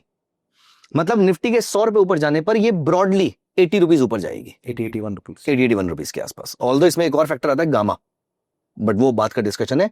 अभी के लिए ब्रॉडली 80 रुपीज के आसपास में गेन आने वाला है। जबकि ये एट द मनी ऑप्शन देखिए, इसका डेल्टा इज ओनली 0.52, मतलब निफ्टी के 100 रुपए ऊपर जाने पर ये सिर्फ 50 रुपए के आसपास या 52 रुपए के आसपास, 52 रुपीज के आसपास ऊपर जाएगी। ओके। और यही आउट ऑफ द मनी देखिए, उसका डेल्टा है 0.3, 0.1, 0.2। तो निफ्टी के 100 रुपए ऊपर जाने पर ये सिर्फ 20-25 रुपए के आसपास ऊपर जाएगी, keeping all other factors constant. तो जितना आप इन द मनी से बाहर की तरफ out of the money move करते हो, उतना उतना आपके स्टॉक के मूवमेंट का या इंडेक्स के मूवमेंट का इम्पैक्ट आपके ऑप्शन प्रीमियम के ऊपर कम होते जाता है। कम होता जाता है, प्रॉफिटेबली भी और लॉस मेकिंग साइड पे भी, मतलब ऊपर वाली साइड पे भी, नीचे वाली साइड पे भी। मतलब out of the money option में आपको प्रॉफिट भी कम होगा एब्सोल्यूट टर्म्स में, और लॉस भी कम होगा। इन द मनी में आपका ऑप्शन की वैल्यू बढ़ेगी भी ज्यादा और घटेगी भी ज्यादा। राइट। अब यहां पर हम इसको, क्योंकि हम एनीवेज ट्रेडिंग स्ट्रेटजी के बारे में बात करने वाले हैं, तो यहां पर एक बहुत इंपॉर्टेंट पॉइंट बताता हूं। अगर आप अपनी स्ट्रेटजी को लेकर बहुत कॉन्फिडेंट है, तो आप चाहेंगे कि मार्केट जितना ऊपर जा रही है मुझे उतना प्रॉफिट मिले, right. Then go for higher delta. Basically आपका कॉन्फिडेंस हाई है तो आपका डेल्टा हाई होना चाहिए। ओके। अगर आपका कॉन्फिडेंस कम है, मैं आपको एग्जांपल देता हूं। अभी आज से कुछ 1-2 साल पहले, 2-3 साल पहले तक बहुत सारे लोग, मैं ट्विटर पे देखता था, हीरो जीरो ट्रेड खेलते थे। या अभी भी बहुत आता है, अभी बहुत सारे लोग करते हैं, लेकिन अभी रिलेटिवली कम है। लेकिन अब हीरो जीरो ट्रेड क्या है कि आप 2, 3, 4 डेल्टा वाला ऑप्शन परचेज कर रहे हैं, या फिर मैं ऐसे बोलूं, आप 2 रुपए वाला ऑप्शन परचेज कर रहे हैं, एक्सपेक्ट करते हैं कि वो 10 रुपए हो जाएगा। करेक्ट। बेसिकली आप एक प्योर बेट ले रहे हैं यहां पर। अब यहां पर इस थॉट प्रोसेस के साथ आउट ऑफ द मनी ही जमता है, राइट। क्योंकि आपको श्योरिटी नहीं है कि मेरे को प्रॉफिट होगा या नहीं होगा, आपको कॉन्फिडेंस नहीं है मेरे को प्रॉफिट होगा या नहीं होगा, आप सिर्फ बेट ले रहे हैं। और बेट तो छोटे अमाउंट पे लिया जाता है, छोटा अमाउंट मतलब छोटा डेल्टा। प्रॉफिट होगा तो आरओआई में बहुत बड़ा होगा, लेकिन एब्सोल्यूट टर्म से बड़ा प्रॉफिट नहीं होगा वहां पर। 2 रुपए वाला ऑप्शन अगर 10 रुपए बढ़ भी गया, तो आप लॉजिकली सोचिए आप सिर्फ 8 रुपए कमा रहे हैं यहां से, right. Which is actually 400% ROI. तो परसेंटेज में अच्छा है। और क्योंकि आपका कॉन्फिडेंस लो है, तभी उसका नाम हीरो जीरो ट्रेड है, क्योंकि आपका कॉन्फिडेंस लो है, इसीलिए आप ओटीएम कर रहे हैं। जो हाई कॉन्फिडेंस वाले ट्रेडर होंगे, जिनको पता है कि भाई ये वाली ट्रेडिंग स्ट्रेटजी का सक्सेस रेट मेरा फॉर एग्जांपल हाइपोथेटिकली 70% रहता है, 80% रहता है, वो 70 या 80 डेल्टा के ऑप्शन में काम करेगा कि मुझे पता मेरी प्रोबेबिलिटी कितनी है जीतने की, तो मैं उस प्रोबेबिलिटी वाले ऑप्शन को जीत के दिखाऊंगा, क्योंकि फिर मुझे ओटीएम करने की जरूरत नहीं। क्योंकि जब मार्केट के 80% मेरे फेवर में जाने के चांसेस है, तो मैं ज्यादा क्यों ना कमाऊं, मैं कम क्यों कमाऊं फिर। तो डेल्टा आपको ये भी बताता है। ओके। और एक टर्म होती है theta. Theta is rate of change of option premium with respect to time. वक्त के साथ ऑप्शन की value, keeping all other things constant, हमने डिस्कस किया था, कम होती जाएगी, क्योंकि प्रीमियम गिरता जाएगा आपका, क्योंकि टाइम टिल एक्सपायरी गिरती जाएगी। तो थीटा बेसिकली एक नेगेटिव नंबर होता है कि रोज इसमें कितना डाउनफॉल आ रहा है, because of the time decay. और एक टर्म मैंने यहां पर डेलिबरेटली मिस करी थी, विच इज आईवी। ये आईवी इंट्रिंसिक वैल्यू नहीं है, ये आईवी है इंप्लाइड वोलेटिलिटी। मतलब मार्केट में पार्टिसिपेंट्स की कितना वोलेटाइल मूव वो एक्सपेक्ट कर रहे हैं, ओके, उसी बेसिस पे वो प्रीमियम की वैल्यू डिसाइड कर रहे हैं। मोर द ऑप्शन प्रीमियम और the higher the option premium, the more is actually the IV. कि मतलब अगर किसी की वोलेटिलिटी को लेकर एक्सपेक्टेशन बढ़ेगी, जैसे कल रात को यूएस फेडरल रिजर्व का एक इवेंट था, तो ऐसे टाइम पर अगर ये एक्सपेक्टेड हो कि फेडरल रिजर्व अपने इंटरेस्ट रेट्स को इंक्रीज कर सकता है, तो मतलब वॉलेटिलिटी बढ़ सकती है, तो ऑप्शंस ऑटोमेटिकली महंगे हो जाते हैं। इवेंट्स पे बजट आने से पहले, इलेक्शन के रिजल्ट्स आने से पहले सारे ऑप्शंस महंगे हो जाते हैं क्योंकि आईवी बढ़ जाता है। ओके। तो ये कुछ टर्म्स हैं जो किसी भी ऑप्शन बायर को ब्रॉडली पता होनी चाहिए। तो ये आईवी वगैरह भी अगर आप देखो तो एक तरह से रिस्क का ही पैमाना बता रहे हैं, क्योंकि अगर वॉलेटिलिटी बढ़ी तो जाहिर सी बात है ऑप्शन बायर सेलर दोनों के लिए रिस्क बढ़ेगा, दोनों के लिए रिस्क बढ़ेगा। रिस्क बढ़ेगा तो प्रीमियम्स बढ़ेंगे। लेकिन रिस्क ज्यादा बढ़ेगा ऑप्शन सेलर के लिए, करेक्ट, क्योंकि उसका लॉस अनलिमिटेड है ना। हाँ, इसका तो लॉस डिफाइंड है, तो Right. इसका रिस्क नहीं बढ़ेगा। ये रिस्क का प्रीमियम ज्यादा पे कर रहा है। Right. मतलब अगर कोई ऐसी बीमारी फैल गई है तो इंश्योरेंस कंपनी का रिस्क बढ़ गया है, हम तो सिर्फ कंपेंसेट करें थोड़ा सा अमाउंट पे करके उसको। Got it. तो ऑप्शन बायर का रिस्क एनीवेज लिमिटेड है, रिस्क बढ़ता है ऑप्शन सेलर का। तो ऑप्शन सेलर इस आईवी को देखकर डिसाइड करता है कि मुझे कितना प्रीमियम चार्ज करना है, या मैं बोलूं वॉलेटिलिटी को देखकर डिसाइड करता है कितना प्रीमियम चार्ज करना है। ठीक है, तो अभी ये पूरा जो डिस्कशन हमने किया, इससे हमको सबसे पहले समझ में आया कि व्हाट आर ऑप्शंस। कॉन्ट्रैक्ट्स होते हैं जो कि आपको राइट देते हैं, right to buy, right to sell. दो तरह के होते हैं, कॉल, पुट। कॉल का मतलब राइट टू बाय, पुट का मतलब राइट टू सेल। अगर आपका व्यू अगर बुलिश हो तो आप कॉल बाय करते हो, अगर आपका व्यू बेरिश है तो आप पुट बाय करते हो। अगर आपका व्यू सही होता है, मतलब मार्केट ऊपर जाता है, तो कॉल की वैल्यू बढ़ेगी, पुट की घटेगी। अगर आपका व्यू पुट के मतलब बेरिश व्यू सही है तो पुट की वैल्यू बढ़ेगी, कॉल की घटेगी। एंड ओवरऑल जो सारा गेम है ये प्रीमियम के अप्रिसिएशन का है, कि अगर आपने कोई 100 रुपए के प्रीमियम पे खरीदा है, 150 भी बेचा है, तो वो आपका 50 रुपए का पॉइंट प्रॉफिट हो गया। करेक्ट। इसके अंदर हमने एक और चीजों की बात की, ITM, OTM, ATM, in the money, at the money, out of the money, expiry की बात की, स्ट्राइक प्राइस की बात की, इसी के साथ साथ intrinsic value, time value. Okay, premium कैसे डिसाइड होता है, इंट्रिंसिक वैल्यू, टाइम वैल्यू की बात की, और फिर हमने बात की implied volatility, theta and delta की। Correct, right. ये अभी तक की हमने जो पढ़ा है इसकी समरी हो सकती है कि okay, these are different components of options. अब अगर ये समझ में आया है how to actually execute your orders, how to actually buy call and how to actually buy puts and make money out of it, let's talk about the most exciting part. This is the strategy part of the of today's video. Okay, great. देखिए यहाँ पर मैं आपकी इस पूरी discussion में एक point छोटा सा और ऐड करना चाहूंगा। Sure. As an option buyer आप एक ऐसी साइकिल चला रहे हैं जिसमें हवा का रुख आपके अगेंस्ट है। उसका रीजन ये है कि मैंने एक पॉइंट एक ऐसा इंपॉर्टेंट बोला जो बहुत ही सटल लैंग्वेज में बोला, लेकिन वो बहुत ही इंपॉर्टेंट पॉइंट है कि थीटा आपके अगेंस्ट काम कर रहा है। कोई एक चीज तो है जो आपके अगेंस्ट जा रही है, क्योंकि मैंने बोला theta is the rate of change of option premium with respect to time, और टाइम हमेशा बीतता रहेगा। Okay. मतलब ऑप्शन की वैल्यू हमेशा कम होती रहेगी। आपको सिर्फ जीतना नहीं है, आपको वक्त के अगेंस्ट जाके जीतना है। मतलब आपके ऑप्शन की वैल्यू सिर्फ बढ़नी नहीं चाहिए, वो थीटा से ज्यादा बढ़नी चाहिए। तो ऑप्शन बायर को दो जगह पे जीतना है, पहला डायरेक्शन की फॉर्म में, दूसरा स्पीड की फॉर्म में। तो स्पीड ऑप्शन सेलर को नहीं चाहिए, स्पीड ऑप्शन बायर को चाहिए। इसका मतलब एज एन ऑप्शन बायर आपके लिए एक चीज बहुत इंपॉर्टेंट हो जाती है, वो ये है कि आपकी ट्रेडिंग स्ट्रेटजी ना सिर्फ आपको प्रॉफिट दे बल्कि क्विक प्रॉफिट दे। ओके। क्योंकि मेरे एक्सपीरियंस में, अंश मैं आपको बताऊं, आपने एक ऑप्शन परचेज किया, अनलेस अनटिल आपकी ट्रेडिंग स्ट्रेटजी कोई स्पेसिफिकली बिल्ट है, इन जनरल अगर हम जनरल डिस्कशन करें, आपने जो एक ऑप्शन परचेज किया, ये ऑप्शन अगर अगले 4 दिन तक प्रॉफिट में नहीं आ रहा है, चांसेस आर वेरी लो कि अब ये प्रॉफिट में आएगा, क्योंकि प्रीमियम ऑलरेडी काफी गिर चुका है, क्योंकि टाइम वैल्यू अगेंस्ट जा रही है आपके। राइट। और थीटा जो डिके होता है ना, वो लिनियरली नहीं होता। अगर आप इसको डिटेल में जाके स्टडी करें, थ्योरी पढ़ें, तो ये एक्सपोनेंशियली डिक्रीज होता है। स्टार्टिंग में तो कम होता है, लेकिन एक्सपायरी के पास बहुत ज्यादा होता है। तो आप जितना वक्त के आसपास जाते जा रहे हैं, मतलब एक्सपायरी के आसपास जाते जा रहे हैं, वक्त आपके अगेंस्ट शार्पली मूव करेगा। तो एज एन ऑप्शन बायर आपके सामने दो चैलेंज है। पहला, आपका मार्केट जो है, जो आपका व्यू है, वो सही होना चाहिए। दूसरा, जल्दी से सही होना चाहिए। इसका मतलब ऑप्शन बायर सिर्फ तभी पैसा कमाएगा जब या तो मार्केट शार्पली मूव करे उसके फेवर में, और या फिर बहुत ही बड़ा मूव करे कि टाइम मेरे अगेंस्ट जा भी रहा है लेकिन डेल्टा मेरे फेवर में चल रहा है, कि मतलब मेरा option deep out of the money से डीप इन द मनी बन गया। अब टाइम कुछ नहीं कर सकता मेरा, क्योंकि मैं एनीवेज डेल्टा में इतना बड़ा कमा चुका हूं कि थीटा डीके हो भी जाएगा तो फर्क नहीं पड़ता। अदरवाइज ऑप्शन बायर का सक्सेस रेट कम रहेगा। देखो, ऑप्शन बायर प्ले करता है प्रॉफिटेबिलिटी पे, ऑप्शन सेलर प्ले करता है प्रोबेबिलिटी पे। ओके। क्योंकि ऑप्शन बायर को बड़ा प्रॉफिट होता है। गाड़ी वाला एग्जांपल याद है आपको, कि 20,000 रुपए का प्रीमियम पे किया और 20 लाख तक का आप क्लेम ले सकते हैं उसके अंदर। करेक्ट। किसी को अगर टर्म प्लान पे क्लेम लेना है तो 15-20 हजार का प्रीमियम पे करते हैं और आपको मिलते हैं आपके जाने के बाद 1 करोड़ रुपए, which is a huge amount. लेकिन इंश्योरेंस कंपनी प्ले करिए प्रोबेबिलिटी पे कि आप नहीं मरेंगे, राइट। कि 10 में से 9 लोग नहीं मरेंगे, तो सारा premium they will be keeping it. या फिर 1000 में से 999 नहीं मरेंगे। तो ऑप्शन बायर का प्रॉफिट बहुत बड़ा होता है लेकिन सक्सेस रेट रिलेटिवली कम होता है। तो हमारा बेसिकली यहां पर काम यह है कि अच्छे सक्सेस रेट पे हम बस क्विक गेन कमा के निकल जाएं। एज एन ऑप्शन बायर आप राहुल द्रविड़ की तरह प्ले नहीं कर सकते, आप वीवीएस लक्ष्मण बनने का नहीं सोच सकते, आपको बनना है शाहिद अफरीदी, आपको बनना है वीरेंद्र सहवाग, आपको आना है 4 चौके चक्के मारने हैं, बाहर निकल जाना है। आपको क्रीज पे टिकना नहीं है, क्रीज पे टिकना काम ऑप्शन सेलर का है। एज एन ऑप्शन बायर आप आएंगे, खेलेंगे, चले जाएंगे। मतलब वीरेंद्र सहवाग क्रीज पे रहते हैं, वो 300 रन मारते हैं, लेकिन टारगेट ये है कि वो जब रुकेंगे तब ताबड़तोड़ खेलेंगे।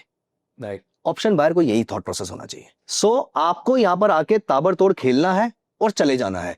ऑप्शन बायर का जाना बहुत जरूरी है, उसको रुकना नहीं है मार्केट के अंदर। उसको अगर इंट्राडे में प्रॉफिट मिल रहा है, लो बाहर निकलो।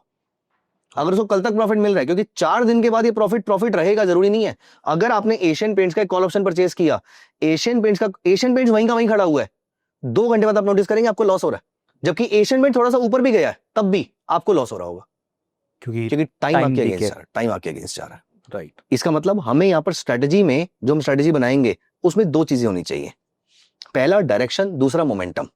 बिना मोमेंटम के डायरेक्शन बेकार है, और डायरेक्शन सही नहीं होगी तो पता नहीं लगेगा कॉल ऑप्शन बाय करना है या पुट ऑप्शन बाय करना है। करेक्ट। तो इसीलिए मैं जो ऑप्शन बाइंग में ट्रेडिंग स्ट्रेटजी यूज करता हूं, there are a few trading strategy but one of my favourite here is, मैं उसमें पेरेंट चाइल्ड वाली एक ट्रेडिंग स्ट्रेटजी यूज करता हूं कि अगर पेरेंट टाइम फ्रेम पे मोमेंटम है और चाइल्ड जैसे ही मोमेंटम पकड़ना शुरू करेगा तो मतलब बच्चा बाप पे जा रहा है, इसको यहां पे पकड़ लो। It's a multi time frame strategy, not a multi time frame, let's say dual time frame. Dual time frame. मतलब मल्टी टाइम फ्रेम की कॉम्प्लेक्सिटी बहुत ज्यादा हो जाती है ऑप्शन बाइंग के अंदर, करेक्ट। लेकिन dual time frame is more than sufficient. तो मुझे अब मेरी 2 कंडीशंस है। पहला, बड़े टाइम फ्रेम पे डायरेक्शन और मोमेंटम ढूंढ लो, ओके, और इसको छोटे टाइम फ्रेम पे रेप्लिकेट कर दो जब ये आ रही हो। देखो मैं आपको ये इसलिए बता रहा हूं क्योंकि ज्यादातर लोग स्ट्रेटजी के पीछे भागते हैं। मुझे पर्सनली ऐसा लगता है स्ट्रेटजी के लॉजिक के पीछे भागना चाहिए। राइट। क्योंकि कल को जब मार्केट पलटेगी या मार्केट जब बदलेगी, मार्केट की दशा बदलेगी या फिर मार्केट का कोई कंपोनेंट बदलेगा, तो आपके पास स्ट्रेटजी का लॉजिक होगा, तो लॉजिक चेंज करना आसान रहेगा। करेक्ट। तो इसलिए ये लॉजिक है। अब यहां पर इस स्ट्रेटजी को अप्लाई कर सकते हैं। मुझे यहां पर 2 टाइम फ्रेम पे मार्केट को चेक करना है, एक है आर्ली चार्ट पे और एक है 5 या 10 मिनट्स चार्ट पे। ऑप्शन बायर का सबसे अच्छा टाइम फ्रेम है इंट्राडे, क्योंकि इंट्राडे में थीटा डीके हार्डली कुछ होगा। राइट। तो यहां पर आपको थीटा के अगेंस्ट लड़ना कम पड़ेगा। अगर आपको इंट्राडे में आधा 1% के आसपास का मूव मिल जाए, will be able to make money. फिर हमारा ये क्वेश्चन रह जाएगा कि आपको ऑप्शन कौन सा बाय करना है, इन the money, at the money, out of the money, वो हम देख लेंगे कौन सा। आधा 1% in the Nifty, in the underlying asset. Okay. उसमें ऑप्शन में तो रेप्लिका ज्यादा बड़ा होगा, करेक्ट। ऑप्शन का आरओआई ज्यादा आएगा उसके अंदर। अब मैं आपको दिखाता हूँ कि कैसे काम करता है। Let's see sir. अच्छा, एक और चीज, before we one move on to the strategy, कुछ चीजें ऐसी हैं जो एक ट्रेडर को अपने पास याद रखनी चाहिए अपने लिए। ओके। ऑप्शन बाइंग में, and for that matter option के किसी भी ट्रेड के अंदर, एक चीज का बहुत बड़ा रोल होता है, वो होता है लिक्विडिटी। आप ये नहीं एक्सपेक्ट कर सकते कि जो लिक्विडिटी आपकी स्टॉक में है, कैश मार्केट में, वही सेम लिक्विडिटी आपको ऑप्शन में मिलेगी, क्योंकि पार्टिसिपेशन रिलेटिवली कम होता है कैश मार्केट से। तो इसलिए यहां पर हमें सिर्फ ऐसे स्टॉक्स को चूज करना है विच आर हाईली लिक्विड। तो निफ्टी के टॉप के 100 स्टॉक्स जो हैं, दे आर हाईली लिक्विड। उनमें आप इस स्ट्रेटजी को अप्लाई कर सकते हैं, डिप्लॉय कर सकते हैं। और आपको ये जरूर चेक करना है कि आप जिस भी ऑप्शन में ट्रेड कर रहे हैं वो लिक्विड है या नहीं है। वैसे भी सबके तो ऑप्शंस अवेलेबल नहीं होते हैं सारे स्टिल stocks के। अप्रोक्सीमेटली 230 स्टॉक्स के ऑप्शंस अवेलेबल है, लेकिन उनमें भी सब में लिक्विडिटी नहीं मिलेगी आपको। ओके। लेकिन जितने भी बड़ी कंपनी के शेयर्स हैं उनमें लिक्विडिटी मिल जाएगी। तो टॉप के 100 शेयर्स में आपको लिक्विडिटी आसानी से मिल जाएगी। वैसे having said this, option buyer के लिए प्रॉब्लम फिर भी कम है, ज्यादा बड़ी प्रॉब्लम ऑप्शन सेलर के लिए है ये, क्योंकि उनको ऑप्शन बेचना, उनका लॉस अनलिमिटेड हो सकता है। राइट। ऑप्शन बायर के लिए फिर भी लॉस लिमिटेड होता है, लेकिन स्टिल हमेशा ऑप्शन में ट्रेड करने से पहले लिक्विडिटी जरूर चेक करनी चाहिए। बायर सेलर का गैप आप चेक कर लीजिए, अगर वो नॉमिनल सा है तो कर लीजिए ट्रेड उसके अंदर। ठीक। तो मैं निफ्टी 100 में ये स्ट्रेटजी अप्लाई करता हूं। फॉर एग्जांपल, ये सामने एक स्टॉक चल रहा है, बजाज ऑटो, और अब मैंने आपको क्या बताया, मुझे चाहिए मोमेंटम। अब मोमेंटम और डायरेक्शन कैसे ढूंढी जाए? तो मोमेंटम ढूंढने के लिए टेक्निकल एनालिसिस में 2 टाइप के इंडिकेटर होते हैं। एक जो आपको ट्रेंड पता करने में मदद करते हैं, एक जो आपको मोमेंटम पता करते हैं या फिर रिवर्सल पता करते हैं। करेक्ट। जैसे रिवर्सल पता करने के लिए या रिवर्सल फाइंड आउट करने के लिए you have William percentage R, आपने RSI का नाम बहुत कॉमनली सुना होगा, commodity channel index. Apart from this we have MACD। और ट्रेंड पता करने के लिए for example we have super trend. Prices super trend के ऊपर है तो बुलिश, नीचे है तो bearish. Moving averages, simple moving average, exponential moving average and so on and so forth. Correct. पहले मैं यहाँ पर निकालता हूँ मेरे स्टॉक का मोमेंटम। तो यहाँ पर मोमेंटम पता करने के लिए मुझे एक इंडिकेटर चाहिए जो मैं MACD यूज कर लेता हूँ। ठीक है। अब MACD मोमेंटम कैसे बताता है, जैसे आप देखिए, जब ये थोड़ा डार्क कर देता हूं मैं इसको, तो जब ये ब्लू लाइन MACD की ऑरेंज लाइन के ऊपर है तो देखिए यहां पर एक अच्छा बुलिश ट्रेंड आपको देखने को मिला इस पूरे पीरियड के अंदर। करेक्ट। और जब ये बेरिश हुई, जब ऑरेंज लाइन ऊपर आ गई तो यहाँ पे ट्रेंड वीक पड़ गया। तो यही आपको मोमेंटम बताता है। लेकिन ये आपको बार बार सिग्नल ना दे, हमें चाहिए कम सिग्नल लेकिन सॉलिड। तो इसके लिए मैं MACD के पैरामीटर को इंक्रीज कर देता हूं और लेट अस से मैं इसको 4 टाइम्स कर देता हूं। आप इसको 3 टाइम 4 टाइम कुछ भी कर सकते हैं। इसको टाइम्स करने का मतलब ये है, मतलब हम एक पैरामीटर भी बढ़ा सकते थे, लेकिन प्रोपोर्शन में बढ़ाएंगे तो MACD अपने बेसिक पर्पस को या बेसिक काम को नहीं छोड़ेगा। पैरामीटर्स क्या है सर इसके? पैरामीटर्स 12 और 26 पीरियड की मूविंग एवरेज यूज करता है वो। ओके। मैं दोनों चीजों को 4 टाइम्स कर देता हूं। ओके। तो वो बड़े पीरियड का ट्रेंड मुझे बताएगा। सो ये मैंने तीनों पैरामीटर्स को यहाँ पर चेंज कर दिया और इसको मैंने कर दिया यहाँ पर ओके। ओके। अभी मुझे कम ट्रेड देगा लेकिन बड़े ट्रेड देगा। जैसे कि आप यहाँ पर नोटिस कीजिए, जब ये यहाँ पर बुलिश सिग्नल बना तब से लेकर जो इसने हाई हिट किया यहाँ पर, that came out to be approximately 11%। अभी बड़े ट्रेंड्स देगा। तो छोटे छोटे मूवमेंट्स के अंदर ये फ्लक्चुएट नहीं होता है। यस, बार बार मुझे विपसॉज नहीं देगा उसके अंदर। Got it. हमें पता करना है ऐसा एरिया जहां पर ये बड़े ट्रेंड में हो। अच्छा, आप एक चीज और नोटिस कीजिए कि जो सिग्नल लाइन वाली ये जो 2 लाइंस दिख रही हैं आपको और जो नीचे हिस्टोग्राम दिख रहा है, इन दोनों के सिग्नल मैच कर रहे हैं। राइट। तो दोनों रखने की क्या जरूरत है, हम इसमें से सिर्फ हिस्टोग्राम रख लेते हैं यहाँ पर। तो मैं ये लाइन हटा देता हूं। अब अगर ग्रीन हिस्टोग्राम है तो मतलब बुलिश ट्रेंड है और रेड है तो बियरिश है। सिंपल। ये मोमेंटम बता रहा है मुझे। ठीक है। और रेगुलेटरी रिक्वायरमेंट्स ये कहती है कि मैं करंट डेटा नहीं ले सकता, तो मैं थोड़ा सा पीछे चलता हूं इसके अंदर। यहां पे इस पूरे पीरियड में आपका MACD बुलिश था। करेक्ट। इसी तरीके से यहां पर अगर हम नोटिस करें तो यहां पर भी आपका MACD इस पूरे पीरियड में बुलिश था। अब देखिए, ये तो बुलिश ट्रेंड है, ये ब्रॉडली बुलिश है, ये पेरेंट है आर्ली चार्ट पे। टाइम फ्रेम छोटा लूंगा मैं, चाइल्ड टाइम फ्रेम का। अब ये चाइल्ड भी जब बुलिश बनेगा तो मैं बाय करूंगा। इसमें हम एक कंडीशन और लगा सकते हैं, मोमेंटम पता करना है तो हम यहाँ पे 2-3 मूविंग एवरेजेस लगा देते हैं, जिससे वो क्लैरिटी हो जाएगी कि ट्रेंड आपका ब्रॉडली बुलिश है। तो मैंने यहाँ पर 3 मूविंग एवरेजेस लगा दी, 10 पीरियड, 30 पीरियड, 100 पीरियड। 10, 30, 100। इससे मुझे ये पता लग गया कि ब्रॉडली मेरा ट्रेंड जो है बुलिश है। If 10 period moving average is above 30 and 30 is above 100, तो मेरे को पता लग गया कि मेरा ट्रेंड ब्रॉडली बुलिश है। जब छोटी मूविंग एवरेज बड़ी मूविंग एवरेज के ऊपर जाएगी, मतलब शॉर्ट टर्म में ट्रेंड बुलिश है compare to long term. But sir ये सेम चीज तो MACD भी बता रहा है ना? नहीं, आप यहां पर नोटिस कीजिए, मूविंग एवरेज ने बाय सेटअप यहां पर दिया, जबकि MACD ने ये पूरा ट्रेंड भी मुझे दिलवाया था। करेक्ट। तो कभी वो लैगिंग होगा, ये लीडिंग होगा, कभी ये लीडिंग होगा, कभी वो लैगिंग होगा।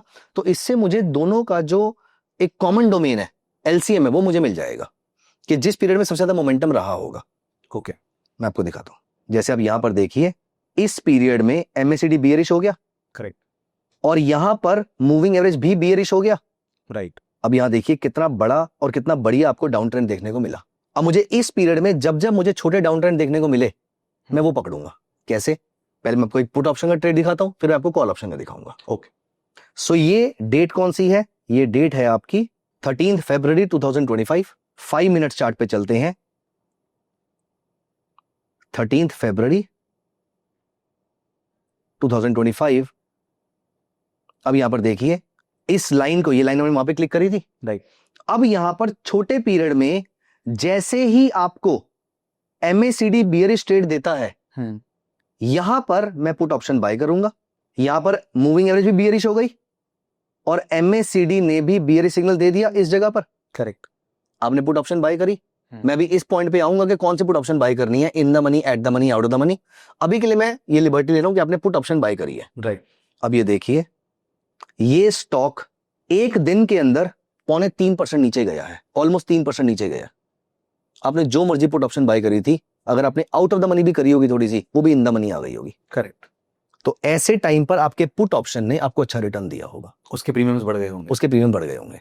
तो अगर आपने ये प्रीमियम इसका, हम चाहें, वैसे ये फरवरी वाला कॉन्ट्रैक्ट है तो अभी उसके पुराने ऑप्शन के कॉन्ट्रैक्ट अवेलेबल नहीं होंगे, लेकिन अगर बहुत ज्यादा मेहनत करें तो एक्सचेंज की वेबसाइट से डेटा निकाला जा सकता है कि उस समय ये ऑप्शन कितने का चल रहा था और अभी ये ऑप्शन की वैल्यू एक दिन में कितनी हो गई। लेकिन let me tell you one thing, अगर आप at the money option purchase करें तो ये जो सिर्फ आधे % का मूव आया ना एक दिन के अंदर या आधे दिन के अंदर, वहीं पर आपको अच्छा रिटर्न आ गया होगा। और यहां पर 1% पे आपका ऑप्शन बहुत बढ़िया हो गया होगा, और एक दिन के बाद मल्टीबैगर कंप्लीटली एक दिन के 10 मिनट के बाद, तो ये kind of multibagger kind of returns, although मैं मल्टीबैगर वर्ड यूज नहीं करना चाहूंगा यहाँ पर, लेकिन आपके ऑप्शन की वैल्यू मल्टीफोल्ड बढ़ गई होगी। कि अगर आपने 100 रुपए वाला ऑप्शन परचेज किया है तो कम से कम 150, 160, 200 रुपए के आसपास तक भी वो हो गया होगा। यस, तो हमें 3%, 3 गुना के आसपास भी हो सकते हैं ऑप्शंस। करेक्ट। मतलब ये तो यहाँ पर 3% या 4% या 10% हो सकता है, लेकिन ये 3 गुना के आसपास भी 4-5 दिन के अंदर हो जाते हैं ऑप्शंस। ऑप्शंस जैसे मैंने पहले बताया, option buyer is looking for profitability, तब प्रॉफिट्स बहुत बड़े होते हैं।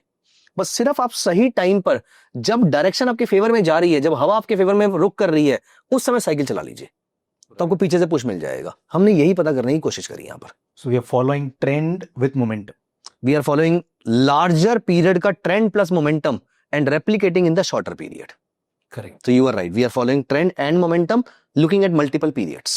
राइट। सो अब एक तरह से स्ट्रैटेजी को देखा जाए, अभी तक जो आपने बताया है, एक मतलब ओवरऑल देखा जाए तो ये स्टॉक्स की स्ट्रैटेजी हुई। Right. अगर आप इंट्राडे ट्रेडिंग करते हैं, अगर आपको अभी तक ऑप्शंस के बारे में मालूम नहीं था, तो या तो आप इंट्राडे के अंदर शॉर्ट सेलिंग करेंगे या इंट्राडे के अंदर आप बाइंग करके चलेंगे। Right. एक शेयर 10 शेयर जितना भी आपका रिस्क मैनेजमेंट करता है। तो जब हम ऑप्शन ट्रेडिंग की बात कर रहे हैं यहाँ पे, we are just replacing the underlying asset, उस स्टॉक को बाय ना करके we are just shifting to a option contract. लेकिन स्टॉक में एक प्रॉब्लम थी। अगर हम इसी स्टॉक की बात करें, आप इसको कल तक के लिए कैश मार्केट में कैरी फॉरवर्ड कैसे करते?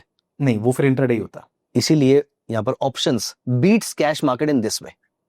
ऑफ कोर्स आपको तभी ऑप्शन में ट्रेड करना चाहिए जब आपका रिस्क मैनेजमेंट अलाउ करे।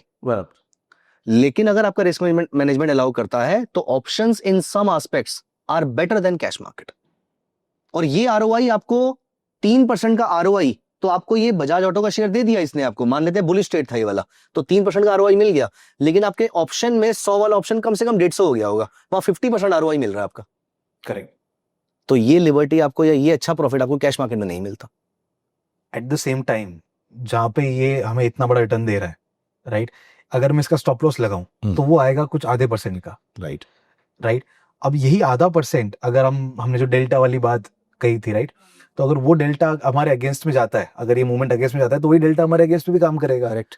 तो हमारी कैपिटल भी तो उतनी ही रिड्यूस हो जाएगी। Very good point. लेकिन हम 5 मिनट चार्ट पे काम कर रहे हैं ना, करेक्ट। तो इसमें जो भी एग्जिट करवाना होगा वो अगले 15 से 20 मिनट में करवा देगा, आधे घंटे में करवा देगा। तो थीटा डीके नहीं होने वाला। और क्योंकि हमने बड़े मोमेंटम को छोटे पीरियड में रेप्लिकेट किया है, बड़ा मोमेंटम स्ट्रांगली बियरिश है, छोटा मोमेंटम स्ट्रांगली बुलिश हो जाए, इसकी प्रोबेबिलिटी कम होती है। करेक्ट। तो डेल्टा मेरे अगेंस्ट नहीं जाएगा बहुत ज्यादा, और थीटा तो एनीवेज मेरे अगेंस्ट नहीं जाएगा। तो I will be losing less and gaining more. और एक अच्छा बिजनेस यही होता है, जब आपका लॉस हो तो कम हो और आपका प्रॉफिट हो तो ज्यादा हो। करेक्ट। तो इसीलिए आई will be losing less amount of money while I will B gaining a lot of amount of money. This is actually the case with any of the option buying strategy. आपके losses हमेशा आपके profit comparison में बहुत कम रहते हैं। आपको सिर्फ काम करना है अपनी सक्सेस रेट पे, प्रोबेबिलिटी पे। क्योंकि ऑप्शन बायर के केस में अगर मार्केट थोड़ी देर भी नहीं जाएगी तो वो आपके अगेंस्ट काम करना शुरू कर देगा। आपको इसलिए मोमेंटम कैच करना बहुत जरूरी है। राइट। तो हमने यहां पर आप नोटिस कीजिए, इस जगह पर जैसे ही मोमेंटम आया, एक्चुअल मूव जो आपका आया है वो अगले दिन सुबह शुरू हुआ। राइट। तो 4 घंटे के अंदर आपको एक्चुअली में इसमें से 2.5% से ऊपर का मूव मिला है। एक एग्जांपल कॉल बाय का लेते हैं। श्योर। सो यहां पर हम थोड़ा सा और पीछे चलते हैं। तो हमें चाहिए आर्ली चार्ट। आर्ली चार्ट पे यहां पर देखिए, इस जगह पर आपका मूविंग एवरेज और एमएसीडी दोनों इंक्लाइंड है। करेक्ट। इस पीरियड में ये है 13th of May 2025। सो अब यहां पर हमने डेटा उठाया। Correct. And not to share any recommendation to buy sell something, मैं सिर्फ हिस्टोरिकल डेटा पे आपको बताना चाहता हूं कि स्ट्रेटेजी कैसे काम करती है। अब यहां पर 5 मिनट चार्ट पे चलते हैं। ये रही वो वाली लाइन। यहां पर मेरा बुलिश ट्रेंड कहां पर बना? इस जगह पर। Yep. अब यहां पर आपका जो प्रॉफिट हुआ, आपको अगले 10 मिनट के अंदर आधे % के आसपास का मूव मिल रहा है। अब सिर्फ आपको यह सोचना है कि आपको प्रॉफिट कहां पर बुक करना है। और ये डिपेंड करता है कि आपने कौन सा ऑप्शन बाय किया है। ओके अब यहाँ पर आपका जो लॉस भी अगर हो रहा है, मान लेते हैं कि आपने प्रॉफिट बुक नहीं किया, यहाँ पर हम मान लेते हैं कि आपने प्रॉफिट बुक नहीं किया, आपने लॉस बुक किया, तो आपका जो लॉस हो रहा है वो भी 0.7% के आसपास का हो रहा है, जिसमें आपका जो प्रॉफिट है, जो आपका प्रीमियम है, मान लेते हैं कि आपने एट द मनी लिया था 100 रुपए वाला ऑप्शन, जो आपका बड़े मुंह में 150 हो सकता है, वो यहाँ पर अप्रोक्सीमेटली 80 से 85 रुपीज के आसपास आपका एग्जिट होगा, जो मेरा पर्सनल एक्सपीरियंस कहता है, जो मैं ट्रेड लेता रहता हूँ उसके अंदर। तो 100 वाले ऑप्शन में आप अगर आप बड़े मूव के लिए बैठ रहे हैं, मैं तो जनरली इसको इंट्राडे में यूज करूंगा, और इंट्राडे में आपका अप्रोक्सीमेटली मैं 10 बजे के बाद ट्रेड लेना शुरू करता हूं। 10 बजे के बाद मैं ट्रेड इनिशिएट करता हूं, 2:30 के बाद मैं ट्रेड मोस्टली इनिशिएट नहीं करता, 3 बजे के बाद तो मैं सर्टेनली नहीं करता। ओके मतलब 9:45 बजे से पहले और 3 बजे के बाद मेरा ट्रेड जाएगा ही नहीं मेरे सिग्नल से, मेरे सिस्टम से नई पोजीशन नहीं बनेगी। नई पोजीशन नहीं बनेगी। ओके 10 o'clock से लेके 2:30 तक मैं मोस्टली अपने ट्रेड्स इनिशिएट करता हूं, क्योंकि 10 o'clock से पहले के मूव्स बड़े वॉलेटाइल से होते हैं। मेरे मोस्टली जो सबसे अच्छे ट्रेड बनते हैं वो 11 बजे के आसपास बनते हैं, 11 बजे, 12 बजे, 1 बजे के आसपास, उस टाइम पे मूव्स अच्छे मिलते हैं मुझे ऑप्शंस के अंदर। तो यहां पर हम ये एग्जांपल देख लेते हैं।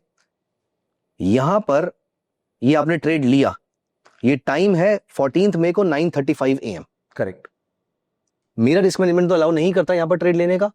अगर आपका करता है तो इमीडिएटली आप प्रॉफिट लेंगे और मार्केट से बाहर आ जाएंगे जब आपको अप्रोक्सीमेटली आधे % के आसपास का मूव मिला है ओके मार्केट के अंदर। मेरा ट्रेड बनेगा यहां पर, विच इज 10:35 AM। और अब मैं इस ट्रेड को कब तक होल्ड करूंगा? मैं इस ट्रेड को होल्ड करूंगा जब तक मेरा 10 पीरियड मूविंग एवरेज 30 के ऊपर है, तब तक होल्ड करूंगा। पार्शियल प्रॉफिट बुकिंग मैं एक लेवल पे जाके कर लूंगा, जब ये स्टॉक मेरे फेवर में आधे % से 1% के बीच में जाएगा तो मैं वहां पर पार्शियल प्रॉफिट बुकिंग कर लूंगा ऑप्शन की। अगर वो इंट्राडे में चला जाता है तो थीटा डी के नहीं हो रहा, लेकिन मुझे प्रॉफिट यहां पर मिल रहा है। इस पूरे पीरियड में देखिए यहां पर 9 पीरियड मूविंग एवरेज जैसी 30 के नीचे गई, वहीं से सपोर्ट लेके मार्केट वापस आ गई, उस कैंडल का लो ब्रीच नहीं हुआ। ये आपका जो ट्रेड है वो बहुत ही बड़ा रहा, लेकिन मुझे ये सारा प्रॉफिट नहीं चाहिए। I do not want to make entire money in the world, I just want to make money. और यहां पर मेरा स्टॉक जैसे ही 1% के आसपास ऊपर जाता है, 3 घंटे के अंदर स्टॉक मेरा 1% ऊपर है, Right. अच्छा खासा रिटर्न आ जाएगा मेरे पास। अब यहां पर एक क्वेश्चन जो सबके माइंड में आ सकता है वो ये है कि ऑप्शन लेना कौन सा है, इन the money, at the money या आउट ऑफ द मनी। अब ये इसका आंसर, पार्शियल आंसर मैं पहले कर चुका हूं कि आपका कॉन्फिडेंस कितना है स्ट्रेटेजी में। करेक्ट। अगर आपका कॉन्फिडेंस बहुत ज्यादा हाई है तो इन द मनी, कॉन्फिडेंस बहुत लो है तो आउट ऑफ द मनी कि कम पैसा लूज होगा, और मॉडरेट या फिर मॉडरेट आपका एक्सपेक्टेशन है ट्रेड से तो एट द मनी। ठीक है। मैं यहां पर एक खास चीज यूज करता हूं, मैं यहां पर थोड़ा सा आउट ऑफ द मनी का ऑप्शन परचेज करता हूं। सस्ता मिलता है इसका। सबसे ज्यादा ओवर वैल्यूड ऑप्शन होता है at the money. Over valued मतलब पंप होता है इसके अंदर, हवा भरी होती है इसके अंदर बहुत सारी, क्योंकि ज्यादातर लोग कंफ्यूज होते हैं तो वो eight the money option purchase करते हैं, तो इसकी डिमांड बहुत ज्यादा होती है। अब अगर मैं out of the money option use करूं तो परचेज करूं थोड़ा सा आउट ऑफ द मनी, तो इसका डेल्टा कम होगा, मैं लूज करूंगा कम पैसा, लेकिन मार्केट मेरे फेवर में जाएगी तो ये ऑप्शन बन जाएगा एट द मनी, इसमें हवा भर जाएगी, करेक्ट। तो ये मुझे एक्स्ट्रा ऑर्डिनरी गेन देगा। और ये तभी होगा जब मार्केट आपके फेवर में जाएगा, बट अगेंस्ट में जाएगा तो वो कंडीशन अप्लाई नहीं होगी। अगेंस्ट में जाएगा तो मैं 40 डेल्टा पे हूं तो मेरा लॉस भी कम होगा, करेक्ट। और फेवर में जाएगा तो 40 डेल्टा 50 डेल्टा बन जाएगा, 50 डेल्टा 60 डेल्टा, तो मेरा एक्सपोनेंशियल अपसाइड वाला ग्राफ रहेगा, राइट। और डाउनसाइड वाला ग्राफ उतना खराब नहीं रहेगा। मैं इसलिए 1 या 2 strike out of the money का ऑप्शन बाय करता हूं इस स्ट्रेटेजी के लिए। So out of the money option करके आपके जो लॉसेस होंगे वो रिलेटिवली कम होंगे और आपके जो प्रॉफिट्स होंगे वो रिलेटिवली ज्यादा होंगे। सो इसीलिए मैं थोड़ा सा out of the money option choose करता हूं। It's your personal recommendation. yes but otherwise that rule always fits on all my strategies कि अगर आपको कन्विक्शन बहुत ज्यादा हाई है, your percentage conviction या your conviction in percentage is equal to your delta as an option buyer। ठीक बात है। अब इसी स्ट्रैटेजी के अंदर जो एक हर एक स्ट्रैटेजी का एक प्रॉपर एंट्री रूल, एक प्रॉपर स्टॉप लॉस या एग्जिट रूल, उसको बता दीजिए ना सर प्लीज। अच्छा, सबसे पहले हम आर्ली चार्ट पे जाएंगे। ओके। आर्ली चार्ट पे हम वो वाले स्टॉक्स ढूंढेंगे जिसमें MACD, जिसके हमने पैरामीटर को थोड़ा सा चेंज किया था, करेक्ट, उन पैरामीटर्स पे वो ग्रीन टेरिटरी में आ रहा है, बुलिश हो रहा है, और प्लस 10 पीरियड मूविंग एवरेज 30 के ऊपर और 30 100 के ऊपर है। ठीक। ये सेटअप जब आर्ली में बन गया तो ये स्टॉक अब आपका रडार पे आ जाना चाहिए, आपकी वॉच लिस्ट में आ जाना चाहिए कि इसमें ऑप्शन बाय करने का टाइम आ चुका है। अब इस पीरियड में इस स्टॉक के अंदर 5 मिनट चार्ट को आप ट्रैक करेंगे। आप चाहें तो स्कैनएक्स के थ्रू इसको पता भी कर सकते हैं कि कहां पे ये इसका बाई सिग्नल जनरेट हो रहा है, बट ऐसे मोस्टली बहुत सारे स्टॉक्स नहीं होते क्योंकि मैं निफ्टी 100 तक लिमिट करता हूं अपने आप को। तो at any point in time 4-5-6 stocks होते हैं मेरे सामने। ये 4-5-6 स्टॉक्स मैं यहाँ पर अपना विंडो अप्लाई कर लेता हूं मल्टीपल चार्ट्स ट्रैक करने के लिए। तो चारों चार्ट्स मेरे सामने आ जाते हैं 5 मिनट्स के अंदर। अब उसमें जैसे ही मेरा MACD 5 मिनट चार्ट पे बुलिश होता है और अगेन 10, 30 और 100 पीरियड का मूविंग एवरेज का बुलिश सेटअप बना हुआ होता है, जहां पर ये दोनों चीजें मैच कर जाती हैं, उस कैंडल के हाई के ऊपर मैं बाय कर लेता हूं, एज्यूमिंग कि ये सेटअप 10 बजे के बाद बन रहा है और 2:30 से पहले बन रहा है। 10 बजे से पहले जो सेटअप बनते हैं मैं वो नहीं लेता। 2:30 बजे के बाद मैं शायद कभी कभी ले लूं, कन्विक्शन पे डिपेंड करता है, बट 3 बजे के बाद तो सर्टेनली नहीं लेता। जो पोजीशन चल रही है वो मैं होल्ड रहने देता हूं प्रॉफिट बुकिंग करने तक या एग्जिट करने तक, और मैं इनमें से किसी पोजीशन को कल तक के लिए कैरी फॉरवर्ड नहीं करता। वो बात और है कि आप चाहें तो ये स्ट्रेटजी प्योरली इंट्राडे नहीं है, सिर्फ मैं इसको इंट्राडे के लिए यूज करता हूं, लेकिन आप चाहें तो इस ऑप्शन को 1-2 दिन के लिए कैरी भी कर सकते हैं, कोई प्रॉब्लम नहीं है उसके अंदर। BTST टाइप ऑफ चीज आप कर सकते हैं। जिस कैंडल पे सिग्नल जनरेट हुआ उस कैंडल का हाई कटने पर मैं उसका ऑप्शन बाय कर लेता हूं, स्लाइटली OTM ऑप्शन में बाय कर लेता हूं, और मैं अप्रोक्सीमेटली 20 to 30% के आसपास पे जब इस ऑप्शन की वैल्यू बढ़ जाती है मैं प्रॉफिट बुक कर लेता हूं। या इसको ऐसे समझिए कि 50,000 रुपए का अगर मेरा मार्जिन लग रहा है तो मुझे इस ऑप्शन में अप्रोक्सीमेटली 2500 रुपए चाहिए। ओके। तो जैसे ही ये आएगा मैं अपना प्रॉफिट बुक करूंगा, मार्केट से बाहर हो जाऊंगा, क्योंकि ना ऑप्शंस की एक प्रॉब्लम है। ऑप्शन की प्रॉब्लम ये है कि मार्केट के X रुपीस मूव करने पर आपके ऑप्शन की वैल्यू कितनी होगी वो डेल्टा, गामा, थीटा, वेगा, रो सब पे डिपेंड कर रही होती है। ओके। तो हम प्रिसाइजली नहीं बता पाएंगे कि उसकी वैल्यू कहां पर होगी। उसके लिए हमें सॉफ्टवेयर चाहिए होंगे जो हमारे पास एक रिटेल पार्टिसिपेंट के पास नहीं होते हैं मोस्टली, और फिर भी एग्जैक्टली वही वैल्यू आएगी वो भी कोई गारंटी नहीं है। राइट। तो इसीलिए मैं प्रॉफिटेबिलिटी को चेस करता हूं कि मैंने लाख रुपए का मार्जिन लगाया है इस एक ऑप्शन के ऊपर। लाख रुपए का वैसे बाय में नहीं लगता है, बट मान लेते हैं लाख रुपए का लगाया है तो 5,000 रुपए मुझे यहां से चाहिए। ठीक है। तो 50,000 का मार्जिन है तो 2,500 रुपए के आसपास, तो 2,200 से 2,500 के आसपास मैं प्रॉफिट लूंगा और मार्केट से बाहर हो जाऊंगा। तो इसीलिए मेरे को ऑर्डर प्लेस करना भी आसान रहता है। तो मैं ब्रॉडली यहां पर एक लिमिट ऑर्डर प्लेस करता हूं। ट्रेड इनिशिएट किया मार्केट पे एज इन वहीं पे उसमें लिमिट ऑर्डर लगा के प्लेस किया और मैंने सीधा अपना टारगेट प्लेस कर दिया। स्टॉप लॉस के लिए मैं इसको ट्रैक करता हूं कि जब 9 पीरियड मूविंग एवरेज 30 के नीचे आ जाएगी तो मैं एग्जिट कर दूंगा। MACD बियरिश हो जाएगा जिसके चांसेस कम होते हैं, ओके। अगर वो हो जाएगा तो मैं एग्जिट कर दूंगा, और या फिर दिन बीत जाएगा तो मैं एग्जिट कर दूंगा। लेकिन अगर आप इसको कैरी फॉरवर्ड करना चाहते हैं तो दिन बीतने पर एग्जिट करने की जरूरत नहीं है आपको। ओके। एक तो हमारा टाइम स्टॉप लॉस हो गया, यस, और एक हमारा जो basic indicator based stop loss हो गया। Got it. अब और सेम चीज है, अगर आप कंफर्टेबल नहीं है तो इसको आप इक्विटीज में भी कर सकते हैं। इट्स अ गुड स्ट्रेटजी है। Yes, it's undoubtedly a good strategy. आप इसमें टाइम फ्रेम बड़ा कर सकते हैं। फॉर एग्जांपल आप इसको 2 आवरली चार्ट और 15 मिनट चार्ट पे भी कर सकते हैं। बेसिकली पेरेंट और चाइल्ड के बीच में एक बड़ा गैप होना चाहिए आपका। Right. It's a good trend following plus momentum वाली स्ट्रेटजी।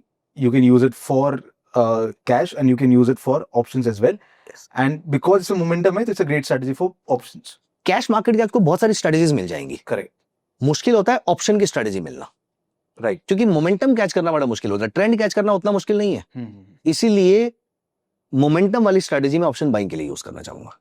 मैं उसको वेस्ट नहीं करना चाहूंगा कैश मार्केट के अंदर जाकर, क्योंकि मोमेंटम कैच करने वाले या अच्छा मोमेंटम कैच करने वाले इंडिकेटर या सेटअप कम होते हैं। Got it. अब सर है ना, हर स्ट्रेटजी की जो जान होती है, जो प्रॉफिटेबिलिटी का सीक्रेट होता है वो उसकी रिस्क मैनेजमेंट के अंदर होता है। करेक्ट। राइट। अब इक्विटीज के अंदर रिस्क मैनेजमेंट करना फिर भी इजी है, क्योंकि वहां पर आपकी पोजीशन साइज आपके कंट्रोल में होती है, और आपको पता होता है कि अगर ये 1% गिरा तो मुझे कितना लॉस हो सकता है। ये चीज ऑप्शंस के अंदर नहीं होती, क्योंकि सबसे पहला तो होता है उसमें लॉट साइज होती है। आप 1 या 2 नहीं बाय कर सकते। आप ही ने कहा था कि एक लॉट होता है जो कि NSE और सेबी डिसाइड करता है। और दूसरा है कि अगर मैंने स्टॉप लॉस जो लगाया है वो हमारे अंडरलाइन को देख के लगाया है, मुझे इमेज मतलब एग्जैक्ट प्रिसीजन के साथ में मुझे नहीं पता चलेगा कि ये कितना लॉस कन्वर्ट होगा मेरी ऑप्शन कॉन्ट्रैक्ट। ये बहुत बड़ी प्रॉब्लम है ऑप्शन ट्रेडिंग की। राइट। तो ऑप्शन ट्रेडिंग की इटसेल्फ ये बहुत बड़ी प्रॉब्लम है। बायर को भी ये प्रॉब्लम आती है, सेलर को भी आती है। आपको ये नहीं पता लगेगा कि मार्केट के इस लेवल पे पहुंचने पर मेरे ऑप्शन की वैल्यू कितनी होने वाली है। तो इसमें रिस्क मैनेजमेंट कैसे करें? इसमें मेरा रिस्क मैनेजमेंट ये है कि जब मैं ट्रेड ले रहा हूं उस समय जो मेरा रीसेंट स्विंग लो है ये मेरा स्टॉप लॉस है, क्योंकि इसके नीचे जाने पर बहुत बार मार्केट वहां से रिवर्स भी कर जाती है, लेकिन कहीं ना कहीं तो मैं अपने आप को रोकूंगा ना, क्योंकि I can not carry a position just on the basis of hope. तो मैंने जहां पर ट्रेड लिया उसका रीसेंट जो स्विंग लो बना हुआ है ये मेरा स्टॉप लॉस रहेगा, यहां पर ये मेरा अल्टीमेट स्टॉप लॉस है। ये कटते ही मैं मार्केट से बाहर हो जाऊंगा, अदरवाइज मोस्टली मेरे जो स्टॉप लॉस कटता है वो ट्रेलिंग स्टॉप लॉस कटता है। बट ये स्विंग लो ये जो इंडेक्स या फिर अंडरलाइन का स्विंग लो है या फिर हमारे ऑप्शन ये प्राइस? अंडरलाइन का स्विंग लो है। ओके, ऑप्शन प्राइस के ऊपर हम स्टॉप लॉस नहीं लगा सकते हैं, वो एक बहुत बड़ा इशू है उसके अंदर। वो ऑप्शन की मतलब ऐसा है कि मैं ऑप्शन के चार्ट लगाकर उसमें स्टॉप लॉस लगा सकता हूं, लेकिन बहुत बार मैंने नोटिस किया है, मैंने इस चीज को ट्राई किया हुआ है, लेकिन बहुत बार मैंने नोटिस किया कि वो स्टॉप लॉस काट के फिर ऑप्शन वापस ऊपर चला जाता है, क्योंकि अंडरलाइन तो बुलिश मोमेंटम में है ही, लेकिन टाइम की वजह से 2 घंटे तक अगर मेरा वो ट्रेड नहीं आया या विक्स गिर गया तो उसकी वजह से कभी कभी मार्केट नीचे आ जाती है। तो इसलिए मैं वो वाला स्टॉप लॉस नहीं लगाता, मैं अंडरलाइन के स्टॉप लॉस पे ही चलता हूं। वैसे इट इज रिकमेंडेड कि अगर कोई बिगनर है तो आप फॉर एग्जांपल आपका स्टॉप अगर आपका टारगेट 2500 रुपए का है तो आप ज्यादा से ज्यादा 1500 से 1700 के आसपास का स्टॉप लॉस लगा के रखिए उसके अंदर। इतना लूज होने पर आप मार्केट से एग्जिट कर जाएंगे। ऑल्दो अगर हम रिस्क बिहेवियर के पॉइंट ऑफ व्यू से समझे तो ये बहुत अच्छी रिस्क रिवॉर्ड रेशो नहीं है। 1:1.5 क्या? 1:1.5 के आसपास की बनती है, 1:2 1:3 नहीं बनती है, लेकिन this is how the strategy is working right now. लेकिन मोस्टली आपका जो स्टॉप लॉस कटता है यहाँ पर वो थोड़े टाइम के बाद, या तो दिन खत्म हो गया, दिन खत्म होने पर जो आपका प्रॉफिट लॉस होता है, मोमेंटम बना हुआ है लेकिन दिन खत्म हो गया आपका, तो उस केस में आपका 400-500 रुपए के आसपास का मोस्टली लॉस आता है उस स्ट्रेटेजी के अंदर। 50,000 के जिस मार्जिन पे 2500 का प्रॉफिट आ सकता था, वहां पे सिर्फ 400-500 के लॉस पे आप एग्जिट कर जाते हैं, बिकॉज़ थीटा डीके है उसका। लेकिन इसमें एक चीज इंपॉर्टेंट है, मैं 3:15 बजे डिसाइड नहीं करता कि मुझे कैरी करना है या मुझे एग्जिट करना है। ओके, मैंने डिसाइड कर रखा है। देखो, आपको जो सोचना है वो ट्रेड लेने से पहले सोचना है। ट्रेड लेने के बाद ट्रेडर ट्रेड के साथ प्यार में है, और प्यार में इंसान अंधा होता है, तो आप गलत डिसीजन लेंगे वहां पर। करेक्ट। इसलिए जो सोचना है वो ट्रेड लेने से पहले सोचना है आपने। This is my I mean one of the very important suggestions. वो प्यार में अंधा वाले के ऊपर हमारी जितनी ऑडियंस कनेक्ट करेगी और जितने कमेंट्स आने वाले हैं, I can just imagine. Alright sir, I think इस वीडियो के अंदर हमने शुरुआत से शुरू किया, लाइक कहाँ से हम, क्या होते हैं ऑप्शंस, क्यों करते हैं ऑप्शंस, इसी के साथ साथ कब किसको करना चाहिए ऑप्शंस, क्या क्या अलग अलग कॉम्पोनेंट्स है ऑप्शन ट्रेडिंग के, एंड अल्टीमेटली आपने एक स्ट्रैटेजी भी हमारे साथ रिवील की है along with the proper risk management, correct. And अगर हम इसको फॉलो करते हैं then hopefully we can also be the part of the 7% population जो ऑप्शन ट्रेड करती है। ग्रेट। बट ये तो ऑप्शन बाइंग की बात हुई, राइट। एंड अब मुझे ऑप्शन सेलिंग भी, क्योंकि आप ऑप्शन सेलर कितनी बार आपने मेंशन किया वहां पे, एंड साथ ही साथ ऑप्शन ग्रीक्स जो है, डेल्टा, गामा, थीटा, ये एडवांस चीजें भी डिस्कस की है। Now I am curious to know about them, and I know this video is gonna be so long. अगर हम सब कुछ आपके लिए एक साथ डाइजेस्ट करना बहुत मुश्किल हो जाएगा। करेक्ट। सो इस वीडियो को यहीं पे कंक्लूड करते हैं, लेकिन let's do one more video for all our viewers जहां पे हम ऑप्शन सेलिंग और ऑप्शन के थोड़े और एडवांस कॉन्सेप्ट्स को डिस्कस करें। Do we have a deal on that? I'll be more than happy. Perfect. Alright then, आप लोगों को कैसा लगा ये पूरा का पूरा video? Let us know in the comment section below. I hope ये ऑप्शन बाइंग की जो कितने सारे कॉन्सेप्ट्स हैं जिनको लोगों ने बहुत कॉम्प्लिकेट कर रखा है, बहुत सारी मिथ्स इसके ऊपर है, बहुत ज्यादा लोग डेंजरस मानते हैं, वैसे रिस्की तो है, but if you manage it well we can actually become the part of the 7% group. So thank you so much, sir, for your time and for being here on your own channel. And we look forward for more such informative content. और ये सारा का सारा content जो है वो धन हमारे साथ में लेकर आ रहा है। तो अगर अभी तक आपने धन के अंदर अकाउंट नहीं खोला है, उसका ऐप डाउनलोड नहीं किया है, what are you guys even doing, sir? मतलब कैसे ट्रेड करेंगे ऑप्शंस बिना धन के? So yeah, account opening link is in the description और in the pinned comment. Click करो, उसके ऊपर धन का अकाउंट ओपन करो, फ्री है। ये सारे के सारे सॉफ्टवेयर, ये सारे प्लेटफॉर्म्स आप यूज कर सकते हैं to trade efficiently and effectively. हम आपसे ऐसे ही अगले इन्फॉर्मेटिव कंटेंट में मिलते हैं। Till then keep learning and keep trading with Dhan, और सब्सक्राइब भी करो अभी। Investments in the securities market are subject to market risk. Read all the related documents carefully before investing.